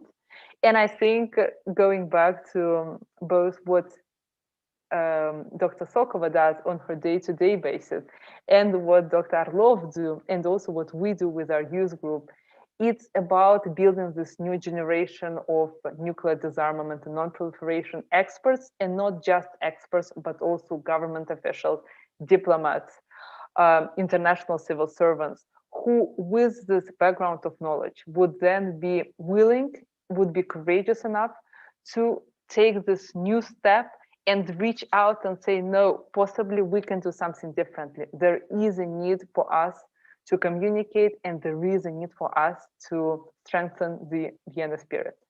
Thank you so much. Ms. Chapurina, thank you so much for such a detailed answers. And before we have a break, a 15-minute break, I would like to give a word to Lars van Dassen, Director of the Office for International Relations at the Swedish Radiation Safety Authority, who would like to welcome the participants.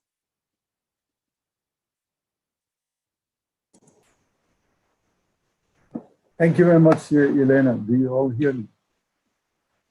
Good.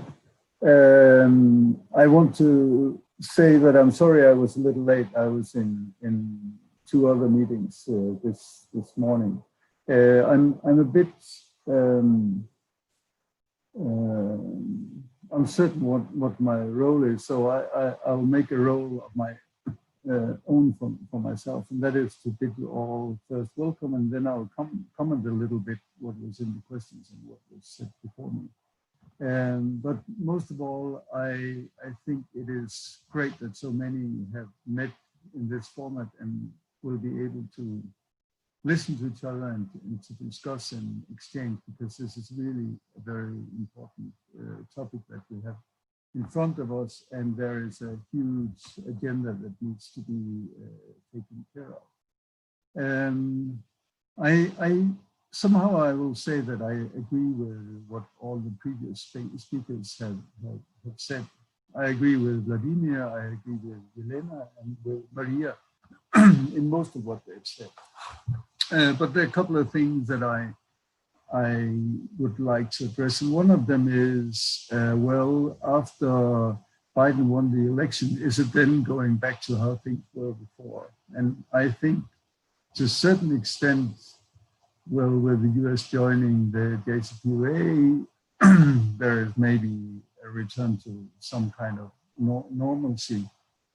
But at least in another respect, I think that it is difficult to foresee that things would just jump back to how they were 4 years ago and continue in a pace that is what we would call normal. The issue of the New START treaty, extending that, I think that is of course very important to do that. But in the meantime, certain things have happened, and it's both in terms of the efficiency of missile defense on the side of the US, and it is with respect to the development of hypersonic nuclear missiles. I think that it's greatly going to influence in the long run what the interests in disarmament treaties are going to be like, and I think it's greatly going to complicate the negotiations of these treaties. But on the other hand, making it even more important that is being done. So I wouldn't underwrite the complications that lie in this issue, but of course the most important, that is to buy time and to make sure that it is possible to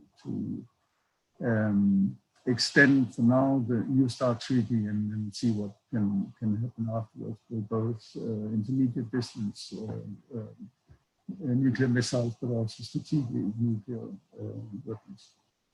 But then with other issues also important, North Korea and Iran, maybe there could be a jump back to how things were and maybe a more tolerable way of managing them from the point of view of there being great power consensus and also large degree of consensus in the Security Council of the United Nations. I agree that with what Vladimir said on the risk of accidental nuclear war, and I think it is not only related to what I just mentioned about hypersonic nuclear weapons. It is going to be a factor that plays in what can you trust in terms of your surveillance capabilities, what do you see when you see it on a radar screen, etc. I wouldn't underestimate the complexities that unfold here.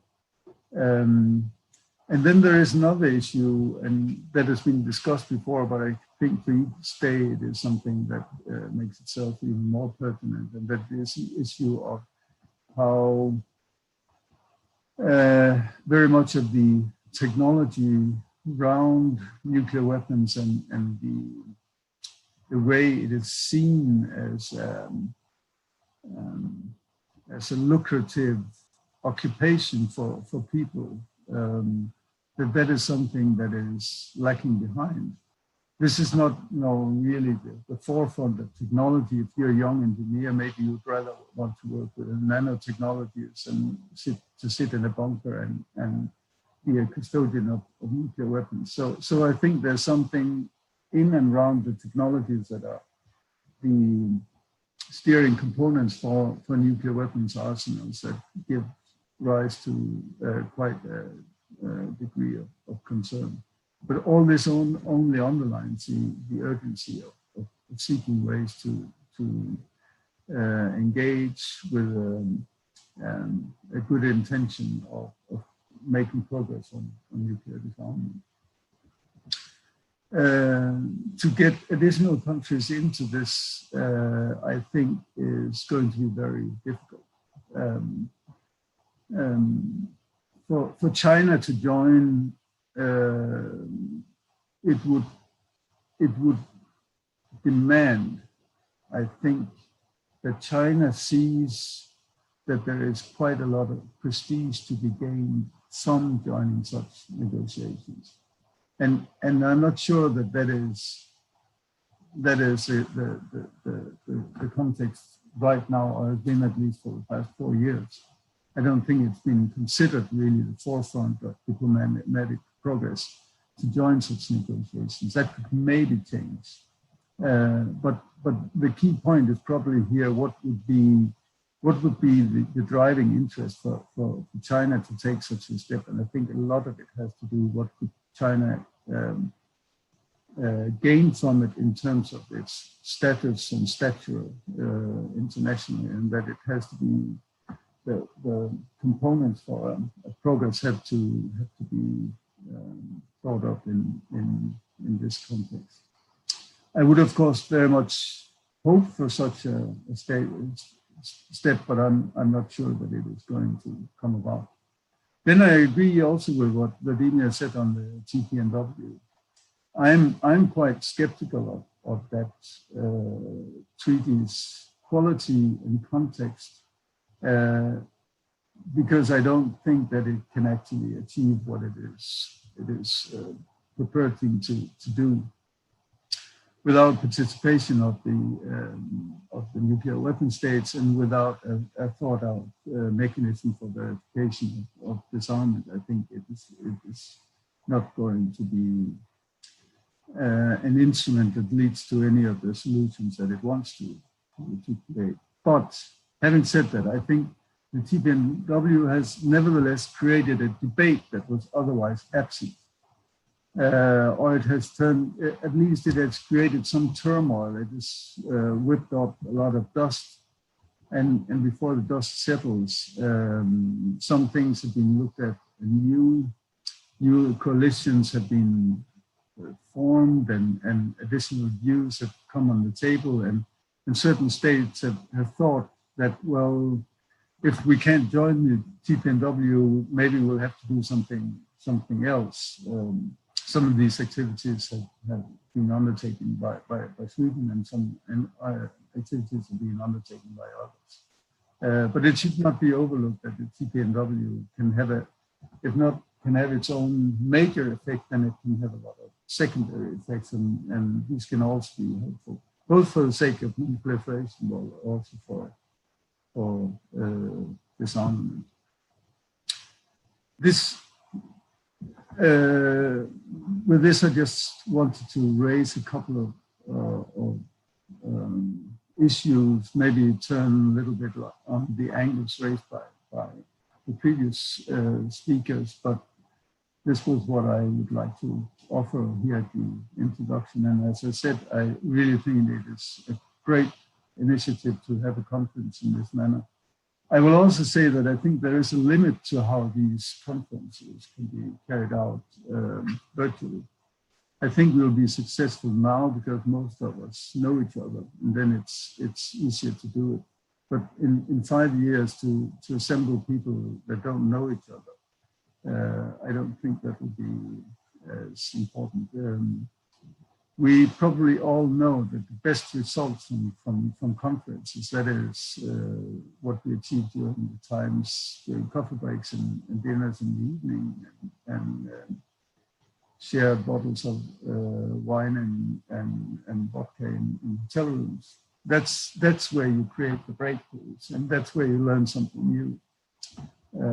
So I even here, I hope for a return to normalcy in the long run, and that we will be able to meet more and better. Thank you so much. Thank you so much, Mr. Van Dassen, for the insightful remarks. We are happy you could join us today. Dear colleagues, dear speakers, thank you for the very interesting speeches and for the fruitful debate that we had today. We hope you'll join the next session, bilateral and multilateral disarmament, how to move forward. We'll start in 15 minutes. And our colleagues Ekaterina Lopanovich and Igor Adami will hold the session. Thank you very much for being with us today, and see you. All right, so this is everybody, right? I think we shall begin. And so good day, everybody. My name is Igor Adami. I'm a PhD student at РФУ, and I would like to welcome you all to our session, Bilateral and Multilateral Disarmament, How to Move Forward. Again, I thank you all very much for joining us today, and especially our panel for participating and sharing their thoughts on a range of indeed substantive issues. Before we begin the session, a couple brief reminders. Number one, keep your microphones muted and your cameras off. And number two, the questions are to be submitted via chat. Now, I'd like to give the floor to my colleague, Ekaterina Lopanovich. Thank you, Igor. Good afternoon. My name is Ekaterina Lopanovich. I am an assistant at the Department of Theory and History of International Relations, Federal University. I had a good fortune to moderate a highly qualified panel to discuss disarmament. As was said today by Dr. Orlov addressing the opening session, disarmament is one of the pressure points for the NPT regime and the major dividing line between haves and haves not. We are privileged to discuss this important subject with distinguished experts today. Dr. Titi Arista is a senior researcher in the CIPRI Nuclear Disarmament, Arms Control and Non-Proliferation Program. Previously, she has worked at the PlugShares Fund, Balfour Center for Science and International Affairs, BCDNP, and the Tampere Peace Research Institute in Finland. Dr. Arista specializes in inter alia multilateral nuclear arms control treaties. When there seems to be a stalemate in nuclear disarmament and states have divergent views on how to move forward, some initiatives were proposed to break the deadlock. Dr. Arista will tell us about disarmament initiatives within the NPT. Andrei Baklitsky is a senior research fellow at the Institute for International Studies in MGIMO University and a consultant at PIR-Centra. Andrei is a member of the Deep Cuts Commission and Valdai Club expert. He has previously served as a research fellow at the Center for Global Trends and International Organizations of the Diplomatic Academy of the Russian Foreign Ministry, and also directed the PIR-Center's program on Russia and nuclear non-proliferation. Andrei was also a visiting research fellow at the Center for Strategic and International Studies. Andrei specializes in US-Russia arms control. Bilateral arms control arrangements were seriously damaged by the recent developments. On the US side, however, there may be some hope that things may change under the Biden administration. Andrei will share with us his thoughts about the challenges and opportunities for bilateral arms control under the new US administration. Alimjan Akhmetov is a former diplomat. He has been running his own NGO, the Center for International Security and Policy, since February 2017, which focused on nuclear disarmament and international security.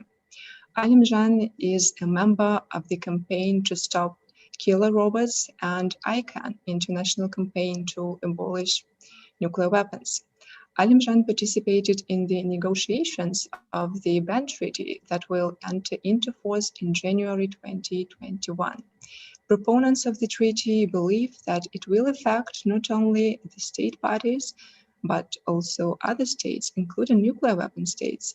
Alimjan will help us to understand how the treaty will impact global nuclear disarmament.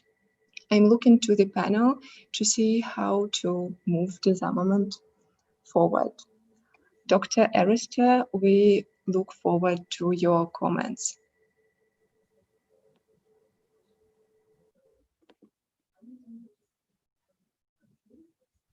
Sorry, I had to unmute myself.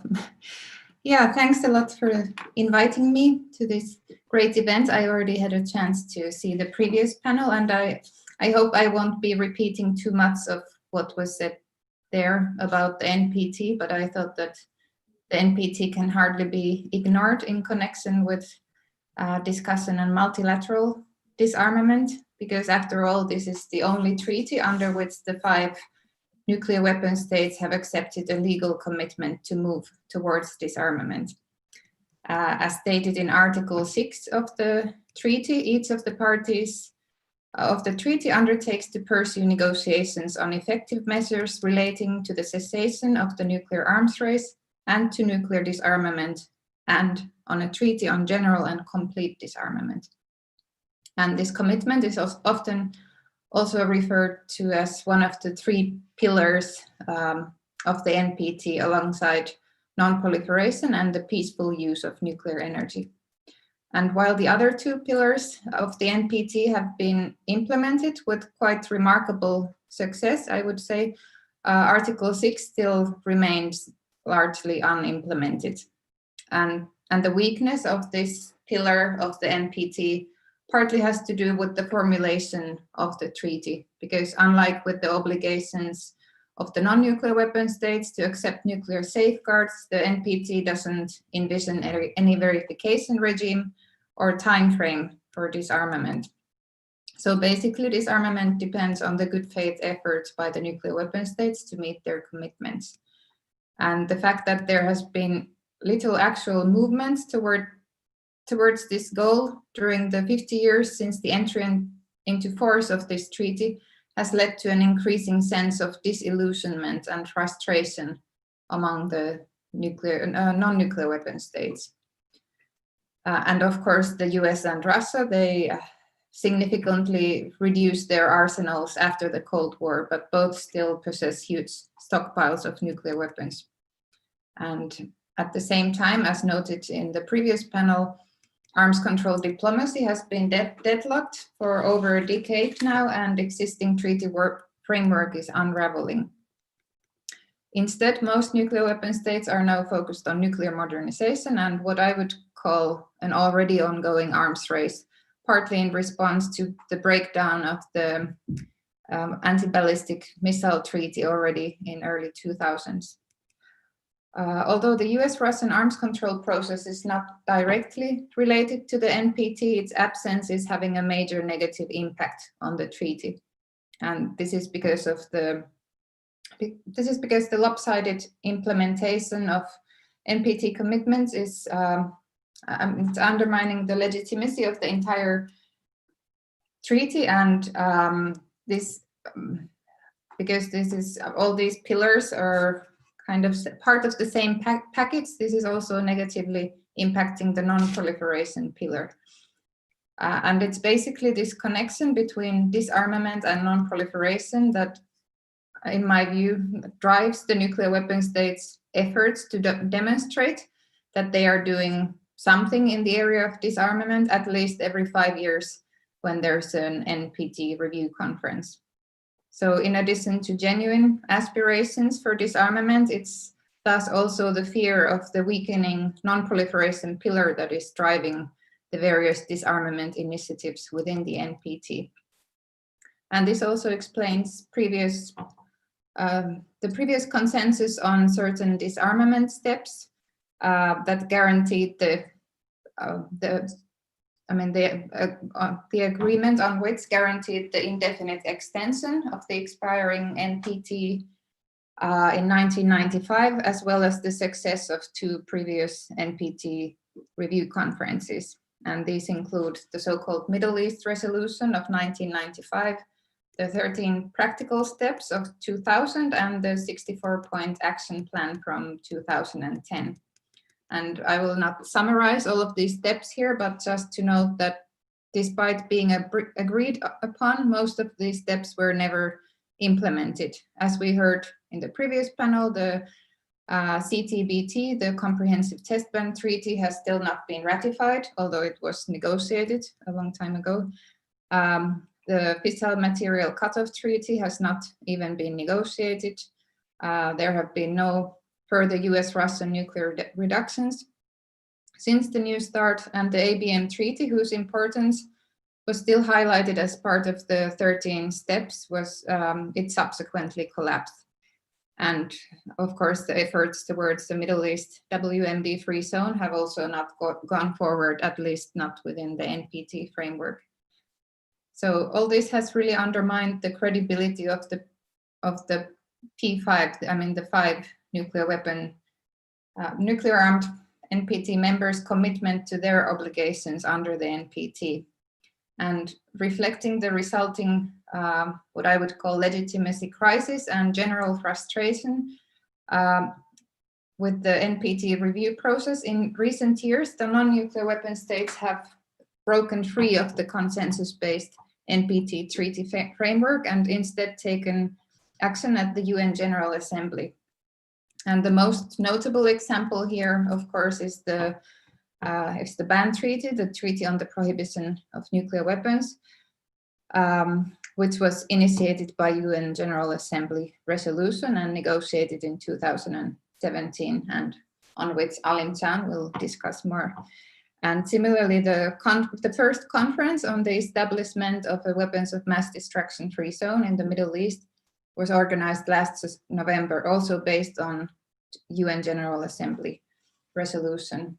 And the ban treaty in particular has encountered quite fierce resistance among the nuclear weapon states, who have painted the treaty as a threat to the NPT, which has then added a new source of polarization to the already polarized NPT debates. And this situation has also prompted some recent initiatives within the NPT that seek to promote disarmament, or at least to demonstrate that the states involved are trying to do something about it. And Elena Sokova in the previous panel already mentioned the US initiative on creating the environment for disarmament, or CEND. And she also mentioned the so-called Stockholm initiative, which consists of 16 non-nuclear weapon states. And these are by no means the only initiatives or state groupings that have been created over time in response to the problem of the NPT's weak disarmament pillar, but I wanted to highlight these two as they are the most recent ones, and they also capture the mood of the Trump era, where obstacles to disarmament have more or less been taken for granted. While the CEND focuses on what it regards as security-related obstacles to disarmament, the Stockholm Initiative focuses on paving the way for what it calls achievable stepping stones, reflecting the view that actual steps towards disarmament, such as those agreed in 2000 and 2010, might be unrealistic, at least before some confidence building or preparatory work. And both of these initiatives, they both limit themselves to what they regard as realistic under the current conditions, which in the US case also contrasts with what the USA regards as the unrealistic approach represented by the Ban Treaty. More specifically, the CEND was launched by the United States in 2018 with the stated goal of making progress towards disarmament ahead of the NPT review conference of 2020 and of addressing the security issues that underlie states' rationales for retaining nuclear weapons. And the CEND explicitly rejects the traditional bilateral approaches to arms control based on numerical reductions as outdated. And the about 30 countries have been invited to participate in the CEND's 3 working groups, which focus on reducing incentives for states to get or build up their nuclear weapons, reviewing nuclear disarmament mechanisms and institutions, and risk reduction. And of course, all this, and especially the fact that all of the 5 nuclear weapon states, as well as India, Pakistan, and Israel, have been part of these meetings. It all sounds good in principle, but on the other hand, given the disconnect between these ideas with the Trump administration's track record in arms control, this does seem a little bit like window dressing. And the CEND, which was initially called Creating the Conditions for Disarmament, has also been criticized for seeking to justify the recent backtracking from previous disarmament commitments and imposing conditionality on them. So while dialogue as such is a good thing, the CEND has thus far, it hasn't produced anything tangible that could be regarded as progress within the NPT. And discussions within this initiative are also rather closed, so it's hard to assess the level of dialogue that has been ongoing. As for the Stockholm Initiative, I would say that the desire for concrete disarmament there is genuine, but this is a group of 16 non-nuclear weapon states that can't really take the steps towards disarmament on behalf of the nuclear weapon states. And this problem is kind of recognized in the so-called stepping stones approach on which this initiative is based. And as the name suggests, this approach focuses on paving the way for disarmament steps rather than actually taking them by building common ground. And when it comes to practical recommendations, which were outlined in the declaration that came out of the Berlin meeting earlier this year, they are reasonable, as Elena Sokova said in the earlier panel, but they still focus on what nuclear weapon states should do, and they are actually not that different from the previously agreed steps within the NPT review process, except that the ambition level is perhaps a little bit lower than before, reflecting the difficult political environment. In addition to general calls for the nuclear weapon states to take more ambitious steps, such as to reduce nuclear arsenals or tighten negative security assurances, assurances to non-nuclear weapon states that they won't be targeted with nuclear weapons, the Stockholm Initiative calls the nuclear weapon states to extend New START and issue a statement acknowledging the need to ensure that nuclear weapons will never be used again, for example. And they also encourage efforts towards nuclear risk reduction. And although such measures would be much needed, and the Stockholm Initiative statements that endorse them are important demonstrations of solidarity among the non-nuclear weapon states, the impact on the 5 nuclear weapon states is questionable. However, if the nuclear weapon states would act, or if they are more likely to act on some stepping stones ideas more than others in the short term, perhaps that would be risk reduction. And this area is also highlighted by the CEND, as I mentioned earlier, and there also seems to be some kind of emerging consensus on risk reduction among the P5. For example, at last year's PrepCom, the preparatory meeting for the review conference that was supposed to take place this year, the P5 statement said that the group agreed to have an objective assessment on each other's strategic intentions, enhance dialogue on nuclear policies and doctrines, promote strategic trust and common security, and make utmost efforts to prevent nuclear risks, in particular resulting from miscalculation and misperception. Until now, however, the P5 haven't really come up with any concrete proposals on risk reduction, although their plan to hold a side event on nuclear doctrines at the upcoming review conference could be seen as being in line with this goal. However, actual risk reduction would require more than general statements and a one-time event. Instead, there would be a need for more sustained dialogue to clarify, in particular, the US and Russian nuclear doctrines related to the idea of limited nuclear war to prevent what I think are could be the most dangerous misperceptions. So in principle, risk reduction is one of the common ground areas in which progress would be needed and perhaps possible, but still it wouldn't be a substitute for actual nuclear disarmament or steps towards disarmament. And as such, it wouldn't be enough to save the upcoming NPT review conference, I think. And the future of the risk reduction work already done within the CEND also now seems uncertain under the Biden administration, as that initiative was very much the product of the Trump administration's rather peculiar approach to arms control. In general, of course, the election of Biden is very good news for arms control and for the NPT, especially if the United States and Russia extend the New START and the United States rejoins the JCPOA or the 2015 Iran nuclear deal. This would be a major step towards repairing the damage that has been done in the past few years.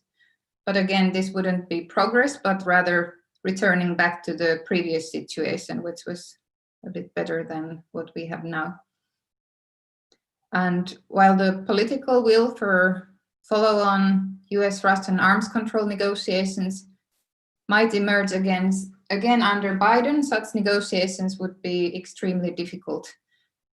This is because it might no longer be possible to sideline issues like missile defense or strategic conventional weapons, meaning that the previous arms control model that was focused on numerical limits on nuclear weapons might no longer be sufficient. And I think this is one area where the CEND probably was correct. However, I think the answer to this problem is not really a multilateral dialogue among nuclear weapon states and non-nuclear weapon states, which the CEND has promoted, but rather a serious dialogue among the relevant nuclear weapon states, especially the United States and Russia, on their disagreements on the balance of offensive and defensive strategic forces, because this has been a persistent obstacle to bilateral arms control, even when the US-Russian relations were better. So in short, I think real progress on disarmament is quite unlikely before the review conference.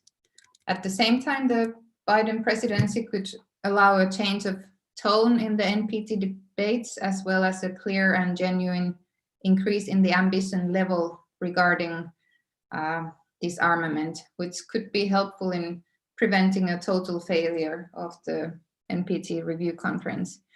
For example, after renewing New START, the United States and Russia could announce that they are starting new arms control negotiations, even though there would be no guarantee how they would end up. And the nuclear weapon states should also reaffirm the validity of their previously agreed NPT commitments and come up with some ideas on how they actually intend to meet them, rather than blaming each other for their lack of implementation. And as I was trying to say, the work on risk reduction could also be taken forward. And even if the future of the CND is currently unclear, the P5 process and other groupings, such as the Stockholm Initiative, could promote this issue. However, if it once again turns out that the nuclear weapon states forget about their commitments as soon as the review conference is over, I think the legitimacy crisis of the NPT will only get worse in the long run.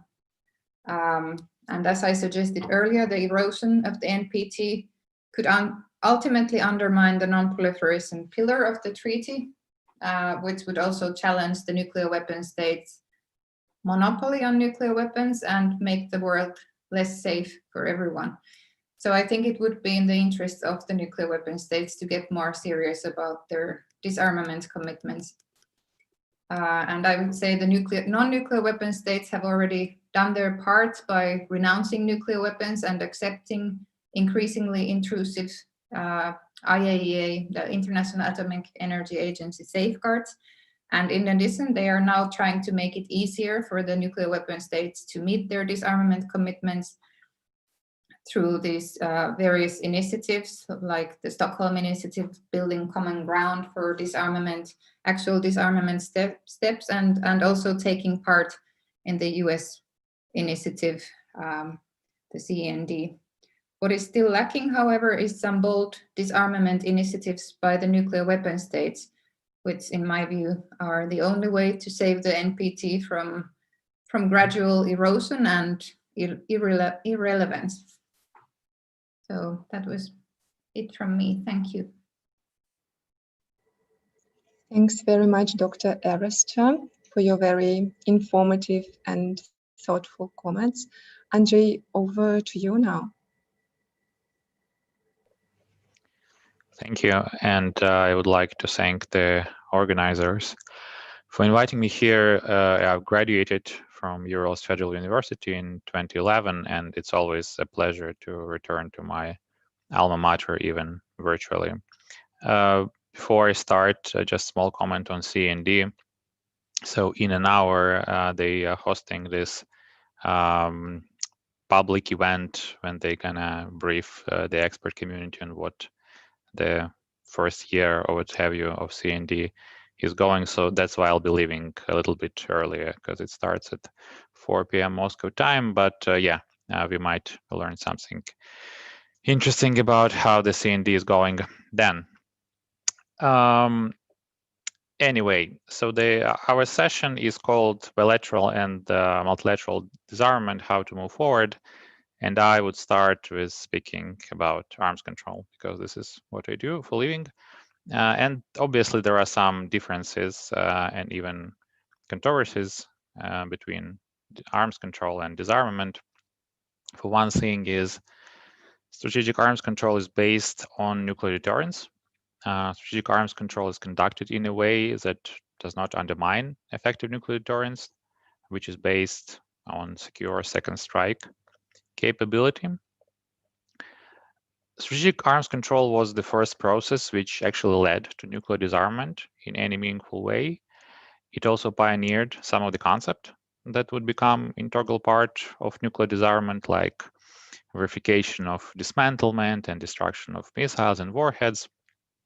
And overall, strategic arms control decreased the number of nuclear weapons in US and Russian arsenals to a much lower level, bringing the world closer to the global zero.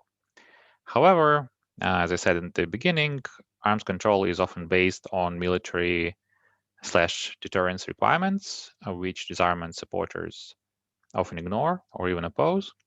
It also does not necessarily have to be about disarmament. Arms control is possible at the existing levels of nuclear arsenals or even with increased numbers. This and the belief that arms control in a way legitimizes the possession of nuclear weapons leads to its criticism on the part of the disarmament community, though again, generally, disarmament people do not oppose arms control. They do not call for leaving arms control treaties, for example. But answering the question of the session, how to move forward, my answer will be, unfortunately, it will be hard to move forward. The 4 years of the Trump administration will be remembered from the arms control perspective, either for dismantling the arms control architecture or for wasting everybody's time with the amateurish approach and negotiations. So the good news are that the incoming Biden administration has already promised to extend the New START for another 5 years.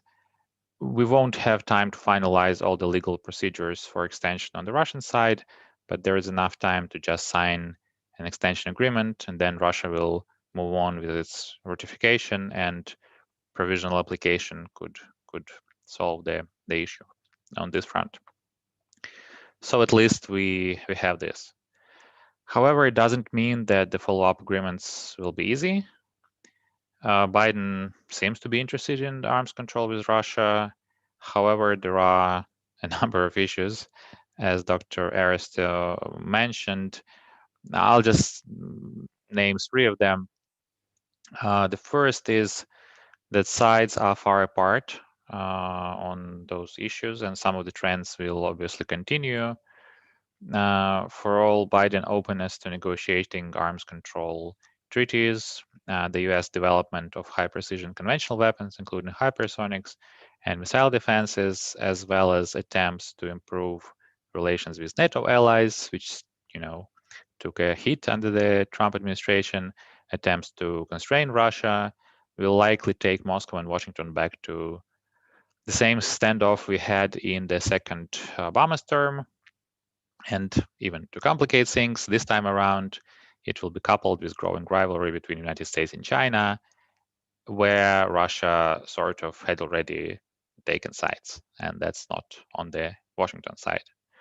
So there is the first thing. The second thing is Biden administration will be full of Obama people, which makes sense.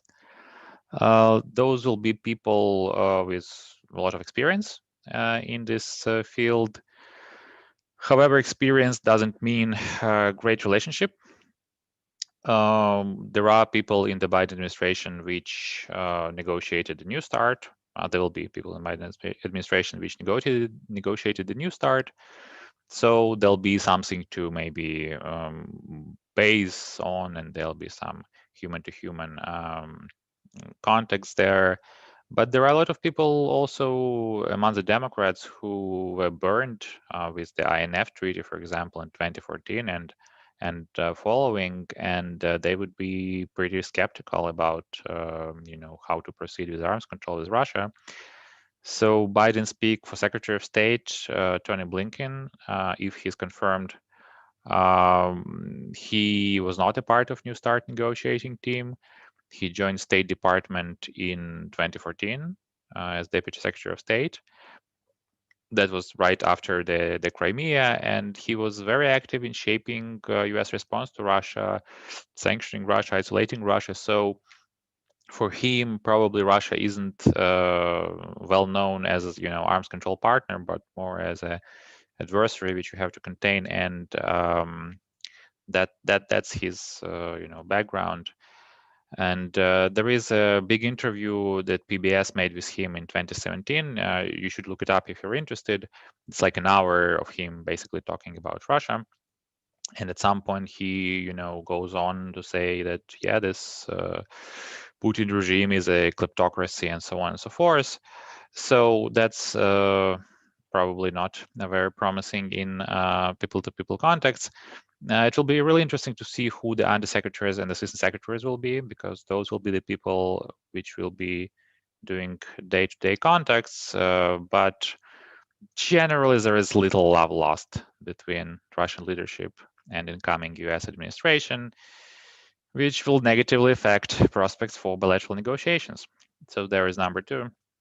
Number three, Biden will be the president of a deeply polarized country, which is not only a problem for the United States as a society and so on and so forth, but it will be also a problem because 2/3 of votes in the Senate are required to give advice and consent to treaties. And Democrats will not have that under any scenario.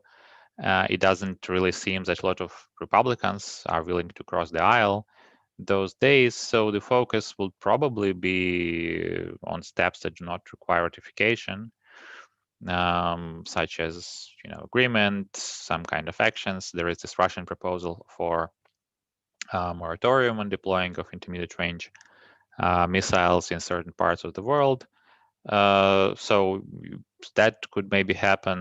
Then there was some other ideas, but generally it's hard to see that a lot of formal arms control will be happening under the Biden presidency, and also arms control will not be his biggest part of his agenda. He has so much on his plate, starting from pandemic to economy to you name it. So yeah, I'm not sure he'll be spending a lot of political capital on ratifying arms control treaties with Russia.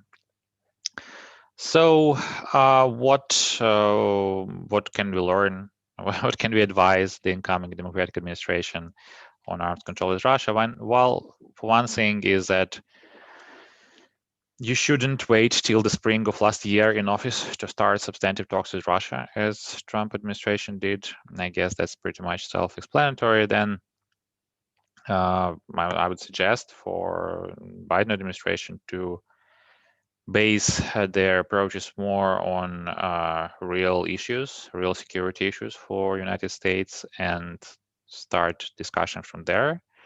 Because under the Trump administration, it really seems that a lot of demands and a lot of positions were not based on any kind of security necessities of the United States, but mostly in some ideology or just some ideas that some people in the administration had.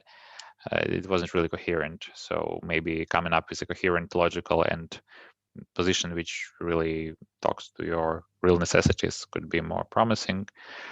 Then the third thing is obviously to listen to other side concerns and do not assume that they need arms control more than you do, because that will probably not lead to having any arms control at the end of this administration.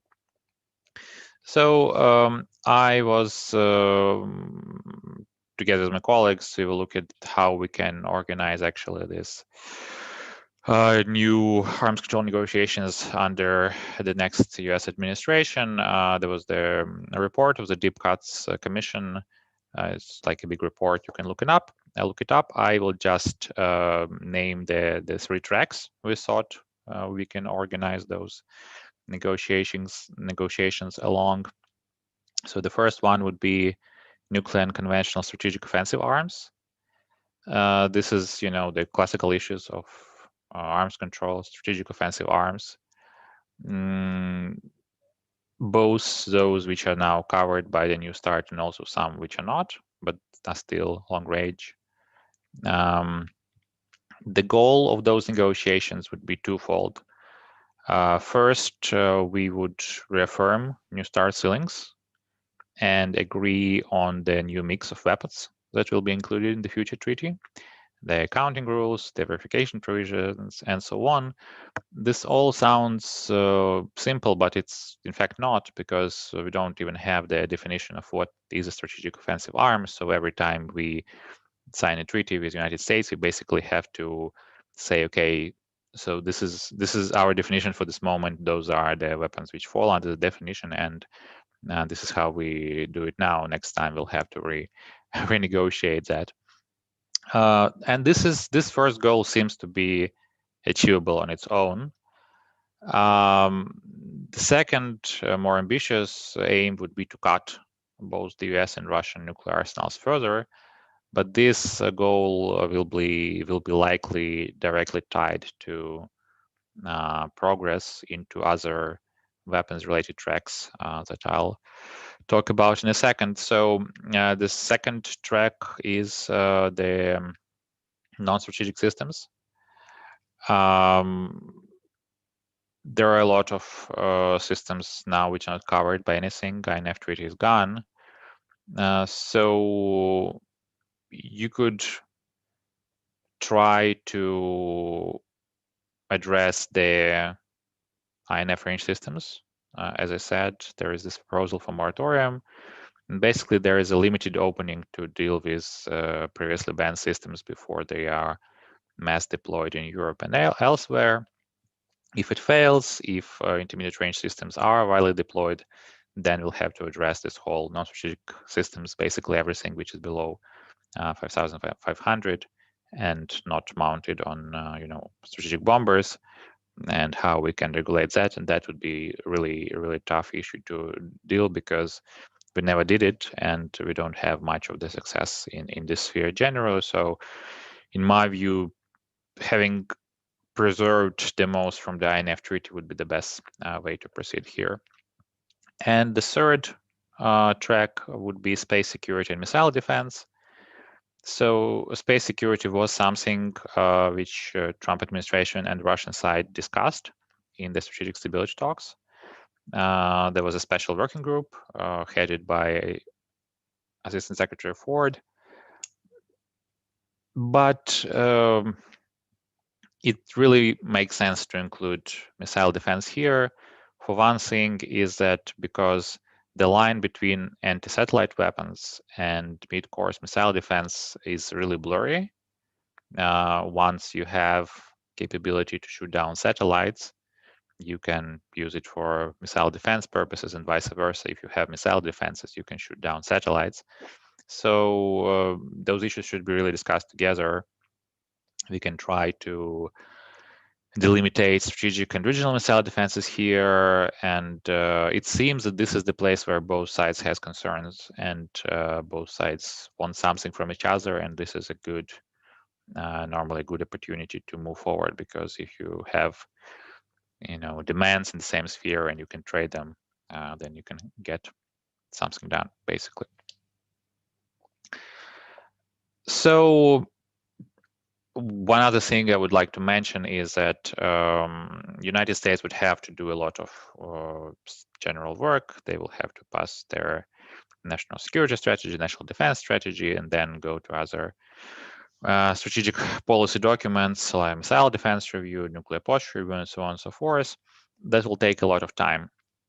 My advice would be not to waste this time. Once you have US team assembled, just send it to talk to Russians, to prepare the ground, even maybe without negotiating mandate, but just to start exploring opportunities and what interests whom, and so on and so forth.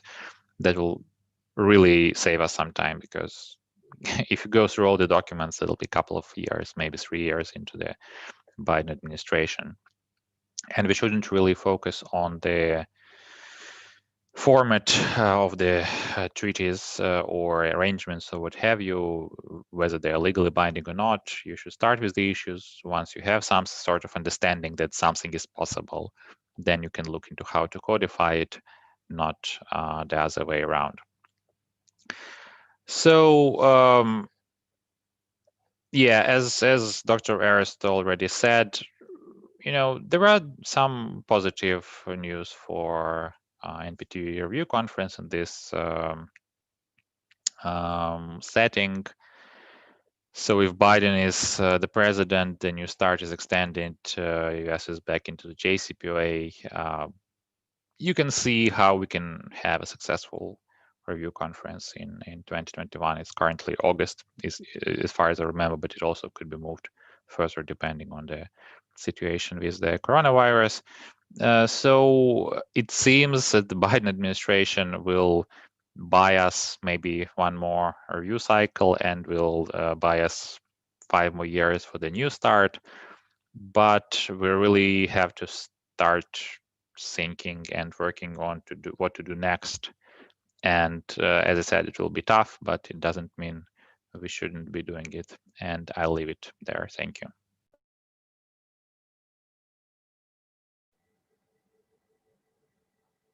Andrei, thank you so much for your very insightful presentation. Alimjan, we look forward to your comments.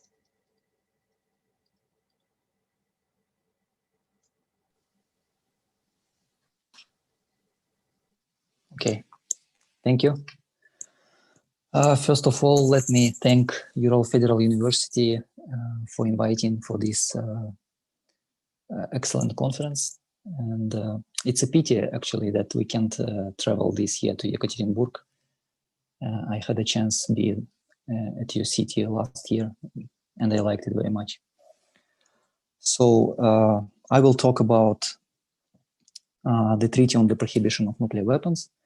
And just let me refresh your mind, your memory, that the negotiations on the treaty was in 2017, and the first session was in March, and the second session was in June, July. And on July 7, the treaty was adopted by the majority, 122 states. One state, Netherlands, voted against, and one state abstained. Singapore. And on September 20, the treaty was opened for signature. And as you aware, the treaty reached the needed amount of ratifications. And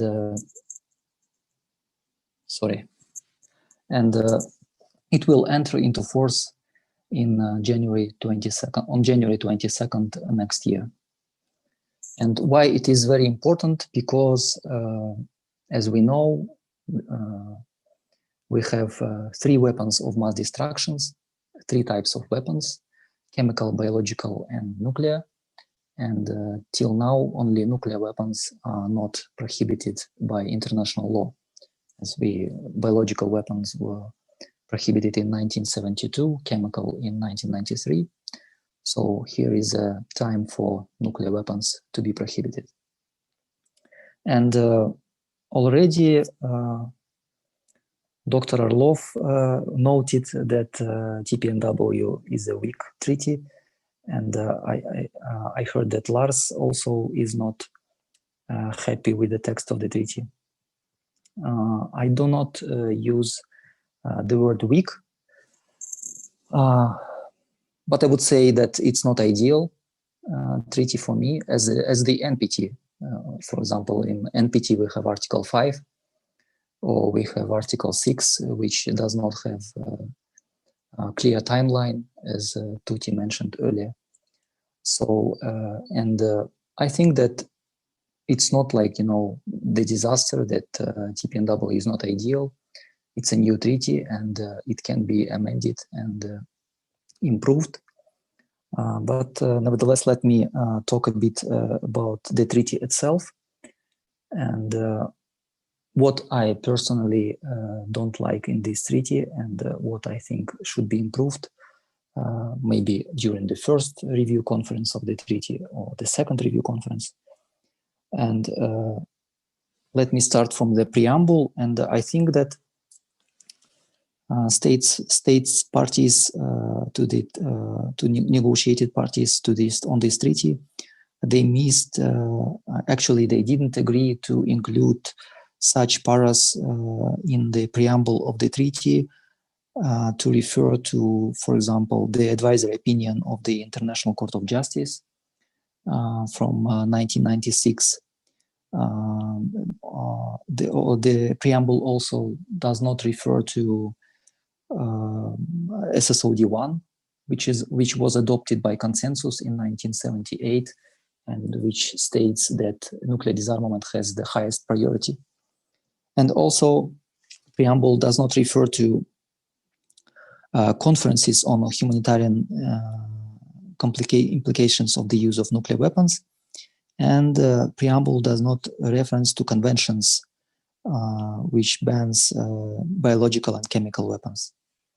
And let me draw your attention to New Zealand statement at the first session of negotiations, where New Zealand said, and I quote, "It is necessary to show the path traveled by the world community since 1946.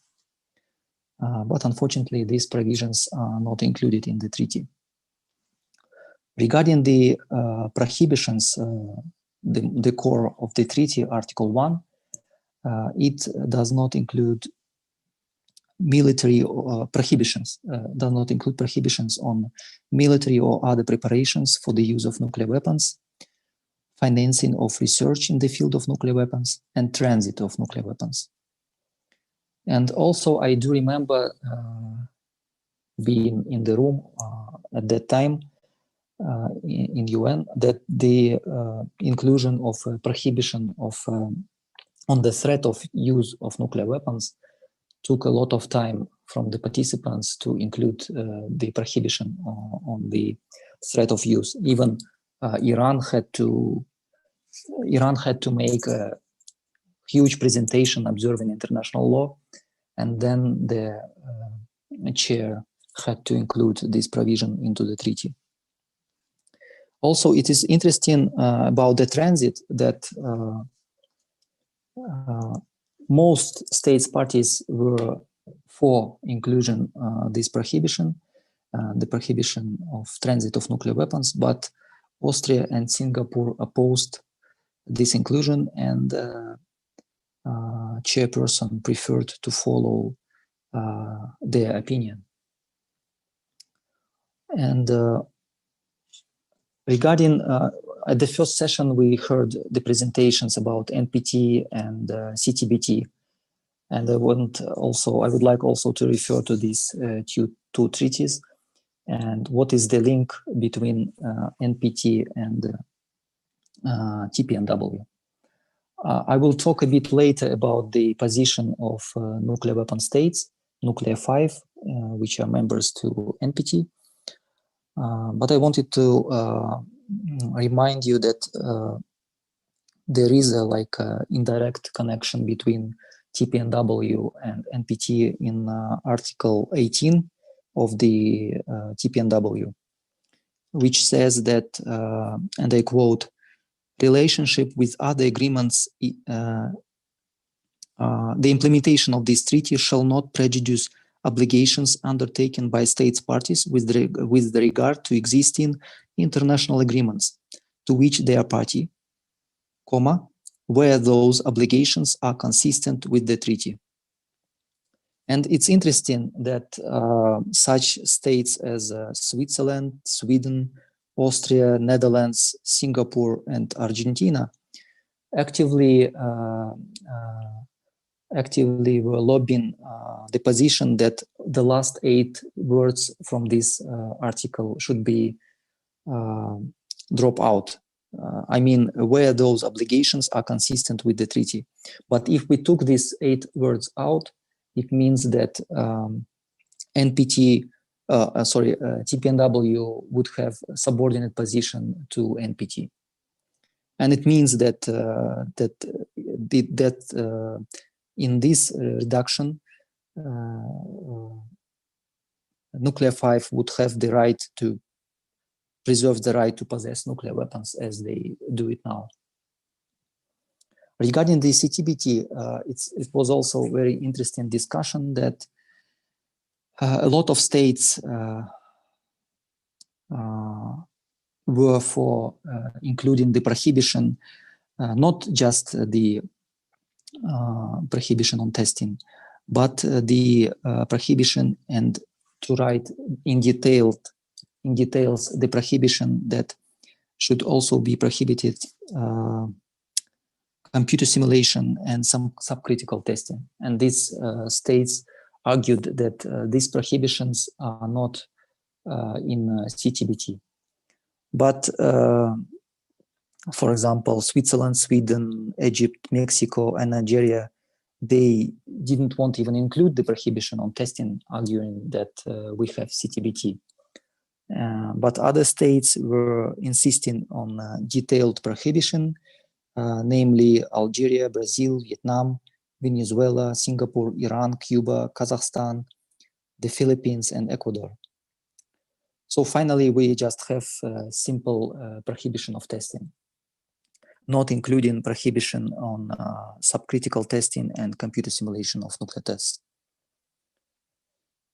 So, and regarding the position of nuclear weapon states, you know it very well that all nuclear weapon states are against this treaty and they very much criticize it. I just wanted to say that it was like very strong opposition by nuclear weapon states. For example, on March 27 in 2017, it was the very first day of negotiations of the first session on TPNW. At that time, it was there was no form of the future document. Will it be a convention or a treaty? So on March 27, the 21 states made a statement. I mean, United States, Britain, Great Britain, and France, and plus 18 other states that they oppose this treaty. Also, Japan participated in the first session with the only goal to underline that they do not see practical impact from this treaty, and they think that it is an error to negotiate this treaty and that it's too early to negotiate this treaty. And after that, they left the negotiations. And when the treaty was adopted on July 7, again, United States, Britain, and France issued a joint statement where they said, I quote, "We do not intend to sign, ratify, or ever become party to it." And actually, Russian Federation, during the first meeting of the preparatory committee of the NPT in May 2017 in Vienna, stated, and I quote, "This is an erroneous path fraught with unforeseen consequences, including for the NPT. We call on all to remember in New York about the responsibility for the fate of the NPT and not for damage for the NPT." And finally, when the treaty was opened for signature on September 20, 2017, the NATO member states issued a press release, which in particular stressed the following: the Ban Treaty is at odds with the existing non-proliferation and disarmament architecture. This risks undermining the NPT, which has been at the heart of the global non-proliferation and disarmament efforts for almost 50 years, and etc., etc. What I wanted to say that, of course, as I mentioned, the not perfect for me treaty in preamble and the Article 1 prohibitions, and there are a lot of questions to Article from 2 to 4. The verification and what's the new agency states parties are going to establish, and how it will be, and how nuclear weapon states, if they want to join treaty, what's the procedure to join, what's the scheme, it's unclear. But I wanted to say that actually we have the treaty, and this is for me, this is more important for now, that we have the treaty which directly prohibits nuclear weapons. Actually, I wanted to say also that we have, where is it? We have the Convention on the Prohibition of Military or any other hostile use of environmental modification techniques from 1977. And if we read this convention, we can see that at that time, nuclear weapons were indirectly prohibited because Article 1st of this convention states, and I quote, "Each state party to this convention undertakes not to engage in military or any other hostile use of environmental modification techniques having widespread, long-lasting or severe effects as the means of destruction, damage or injury to any other state party." And it's interesting that the state parties among nuclear weapon states and the states which possess nuclear weapons, the parties to this convention are the United Kingdom, Russia, the United States, China, India, and DPRK. Also, what the positive effect will be from the TPNW, I believe that it will push the analysis and audit of the international law. For example, we have, and I think Dr. Orlov mentioned this convention, we have the International Convention for the Suppression of Acts of Nuclear Terrorism. And if you open the Article 4, Clause 4 of this convention, it notes that this convention does not address, nor can it be interpreted as addressing in any way the issue of the legality of the use or threat of use of nuclear weapons by state. Of course, I believe that this Clause 4 of Article 4 of this convention should be deleted by all state parties to this convention. As I said, that the treaty is not ideal, but I think that Cuba made like smart move. When Cuba ratified the treaty, they submitted a declaration to the ratification decree, and they stated that Cuba understands that that the prohibition in Article 1, it has prohibition on testing, prohibition on the transit, and prohibition on the financing of any activity prohibited. So, and I think that this declaration by Cuba, I think, if I'm not mistaken, only Cuba made this declaration. This declaration will help further to adjust and to insert these prohibitions in future into Article 1 of the TPNW. So, and what I also wanted to say that, as I said, that we need to see what we have in international law, and they made a link on the Convention on the Suppression of Acts of Nuclear Terrorism. Also, I think in future, states can initiate one more time to apply to international court and to ask, to request them to consider whether having TPNW entered into force, to consider them that the nuclear weapons are illegal. Because at that time in 1996, the International Court stated that the court cannot conclude definitely whether the threat or use of nuclear weapons would be lawful or unlawful in an extreme circumstances of self-defense in which the very survival of a state would be at stake. Of course, this conclusion of the court should be revised, and I think earlier or later the states will initiate the resolution of General UN UNGA, the resolution of General Assembly, to request the court to revise this decision.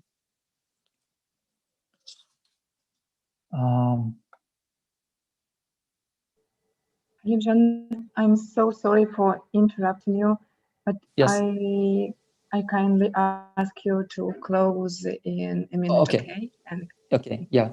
So what I wanted to say that in conclusion, that of course I think and I believe that I agree with Dr. Orlov and Lars that the treaty is not ideal, but I think it's a huge step forward to nuclear disarmament, because we see that NPT is imbalanced. that under the NPT, 5 nuclear weapon states have indefinite right to possess nuclear weapons, which is not correct, absolutely. And we cannot wait the world cannot wait as, for example, United States in their CEND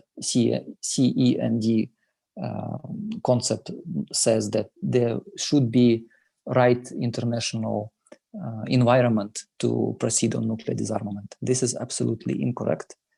And I think that we will see that the TPNW will affect the international relations and international law. Of course, it won't prohibit and eliminate practically nuclear weapons, but this is the very important step forward, that nuclear weapons will be prohibited by law. This is very important. Thank you very much. Thank you so much, Alimjan, for your very thoughtful presentation. And I invite speakers and all of us to proceed to the Q&A portion of our session. And I'd like to first give the floor to Andrei Baklitsky, as he will be forced to leave us soon. Andrei, please, I propose you and other speakers to pick up 3 questions of all of the questions we have and address those questions. Thank you. That's very strict. Only 3 questions. I have like a dozen here. No. But I mean, okay, sure. I'll just try to be brief. So basically, there was a question: what would happen had Donald Trump won the elections? And there was a follow-up question whether Trump was leaving all of the treaties because he wanted to have new treaties in his second term with all of this out. So what we do know about Trump's presidency is that he was not able to conclude any of the treaties he was trying to do. He didn't have any kind of agreement with DPRK, with Iran. Nothing happened with Russia. And generally, this wasn't a very successful administration if you look on the terms of international agreements, because Trump's administration policy was to exert pressure just to make others do what US wanted, and when they did not, then the recipe was to exert more pressure, and if it didn't work, you just need to exert even more pressure. So it doesn't seem to be a great way to get to agreement in international relations. So that's why I'm sort of skeptical of what we could get from Trump's second term. Obviously, the new start would be gone if Trump was reelected. Probably we would have to come up with some kind of arrangements, because neither the United States nor Russia wanted all-out nuclear arms race, and we would want some things to stay in place, even if only on the side of threat reduction and notifications and so on and so forth, and probably would have something hammered out on the working level, but really it would be quite a bleak picture from arms control perspective on the Trump administration, from everything we know from the past 4 years. And there is a question of what's happening on the new administration, if it will give up demands to for Russia to give up its new nuclear systems as Kinjal, Burevestnik, Poseidon, Avangard, so on and so forth. Basically, this was a weird demand on the US side, and Russian president was on the record saying that we are willing to include those in the next arms control treaty. So this is up for negotiations, and the numbers will be included. So I don't think there is a reason for the Biden administration to really be obsessed with them. Then on the INF treaty, as I said, we have this proposal moratorium. I think it moved a long way, especially with Russia proposing to include 9M729, the missile in question, which US accused Russia of building in violation of INF Treaty. So Russia agreed to that this missile will be part of moratorium, even despite the fact that Russia does not believe it's in violation. So there is an opening there to deal with this issue, and I really hope that Biden administration will take this offer. What are the odds of Biden administration insisting on including China in New START arms control negotiation process? I think the Biden administration understands that there's no way you can include China in the New START. There'll be an extension. Biden said that they're ready for a clean extension, 5 years. It was confirmed by his people now in his administration. And frankly, there'll be just not enough time between the inauguration on January 20 and the treaty ending in February of 2021 to negotiate anything. There'll be only barely enough time for just clean extension. And the last question, it goes like a little bit long, but basically, so the Republicans who supported New START has already retired or primaried, and there is just no more moderate Republican in the Senate. So how do you ratify treaties in this condition? Well, as I said, I'm really skeptical that we'll have any ratified treaties for a number of reasons. But then again, there are issues which can be discussed. For example, there is this approach when you have presidential executive agreements, which are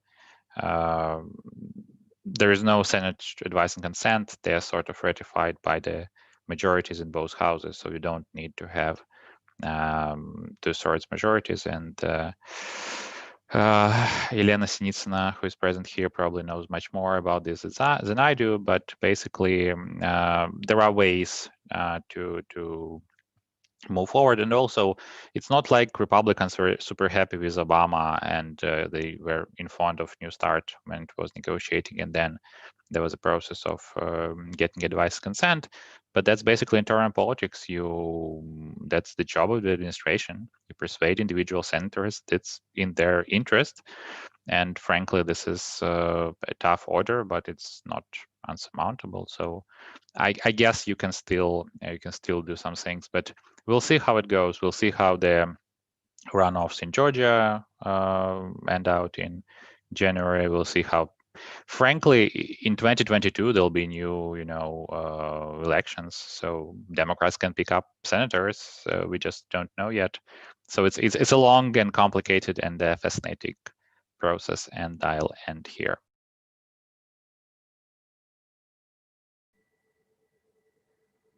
Andrei, thank you so much for being with us. That's a pity that you should leave now, but thank you so much. Dr. Arister, I propose you to move on with your questions. Sure. Maybe, to try to pick up around 3, maybe or 4 of them, and later on we will see, maybe we will be able and we will manage to answer more questions. Okay, I will try. So I was asked, what can non-nuclear weapon states do to make the nuclear weapon states meet their disarmament commitments under Article 6 of the NPT?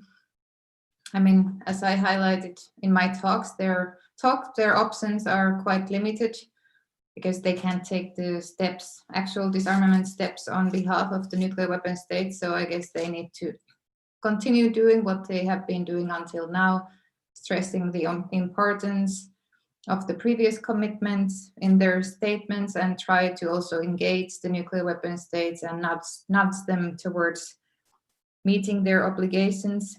And but perhaps another thing that countries, non-nuclear weapons could do, and this refers to countries which are under nuclear umbrellas or host tactical nuclear weapons possessed by nuclear weapon states. I mean, they could critically examine their own role in nuclear deterrence relationships, and for example in Europe, to which this latter argument applies to. I mean, do tactical nuclear weapons in Europe really enhance regional security, or are they actually undermining it? So, I mean, this could have implications also for the US nuclear policy, and the same goes for Japan, which the United States, which in the US has been quoted sometimes as an obstacle to adopting the doctrine of no first use of nuclear weapons. So do the Japanese really feel safer with this? I mean, the US readiness to use nuclear weapons first, or is it the opposite? And actually this relates to another question, which was about the no first use in the US. As the person who asked the question mentioned, there has been a Congress bill on this issue, and actually this issue was considered seriously by the Obama administration. And again, I guess the main argument was the US extended deterrence commitments to non-nuclear weapon states. And of course, Biden has said that he supports at least the sole purpose of nuclear weapons, which is, to me, it seems very similar to the no first use doctrine or policy. So this would definitely be good if Biden would bring this forward, but I'm afraid he will face a lot of domestic opposition on this issue as well. And then there was a third question about the WMD free zone, the weapons of mass destruction free zone in the Middle East. Is it possible in the near future, and who should, and I guess the second part of the question was about sequencing, which countries should take the first steps, Israel or the Arab states. And to be honest, I find it hard to see Israel disarming in the near future, but still, I mean, maybe with a little bit more pressure from its close allies, I mean, the United States, it could be maybe engaged in the process that started at the UN last year. And of course, the expectation, I mean, Israel is the only nuclear weapon state in the region. So, I mean, this situation kind of points to the need for Israel, especially to take some steps. But of course, Israel has made this, I mean, connected this with regional security. So maybe that has to be somehow taken into account in the negotiations. But even though Israel can't be expected to disarm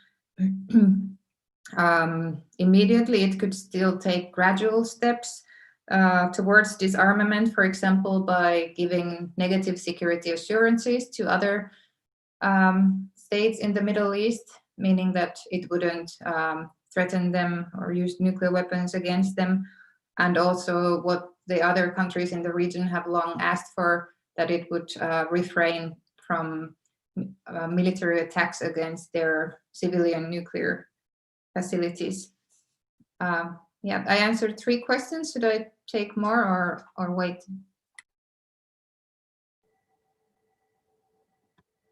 Dr. Arister, I propose us to move on to Alimjan, and after his, 3 questions, we will be able to be back with your questions. Thank you so much. Alimjan?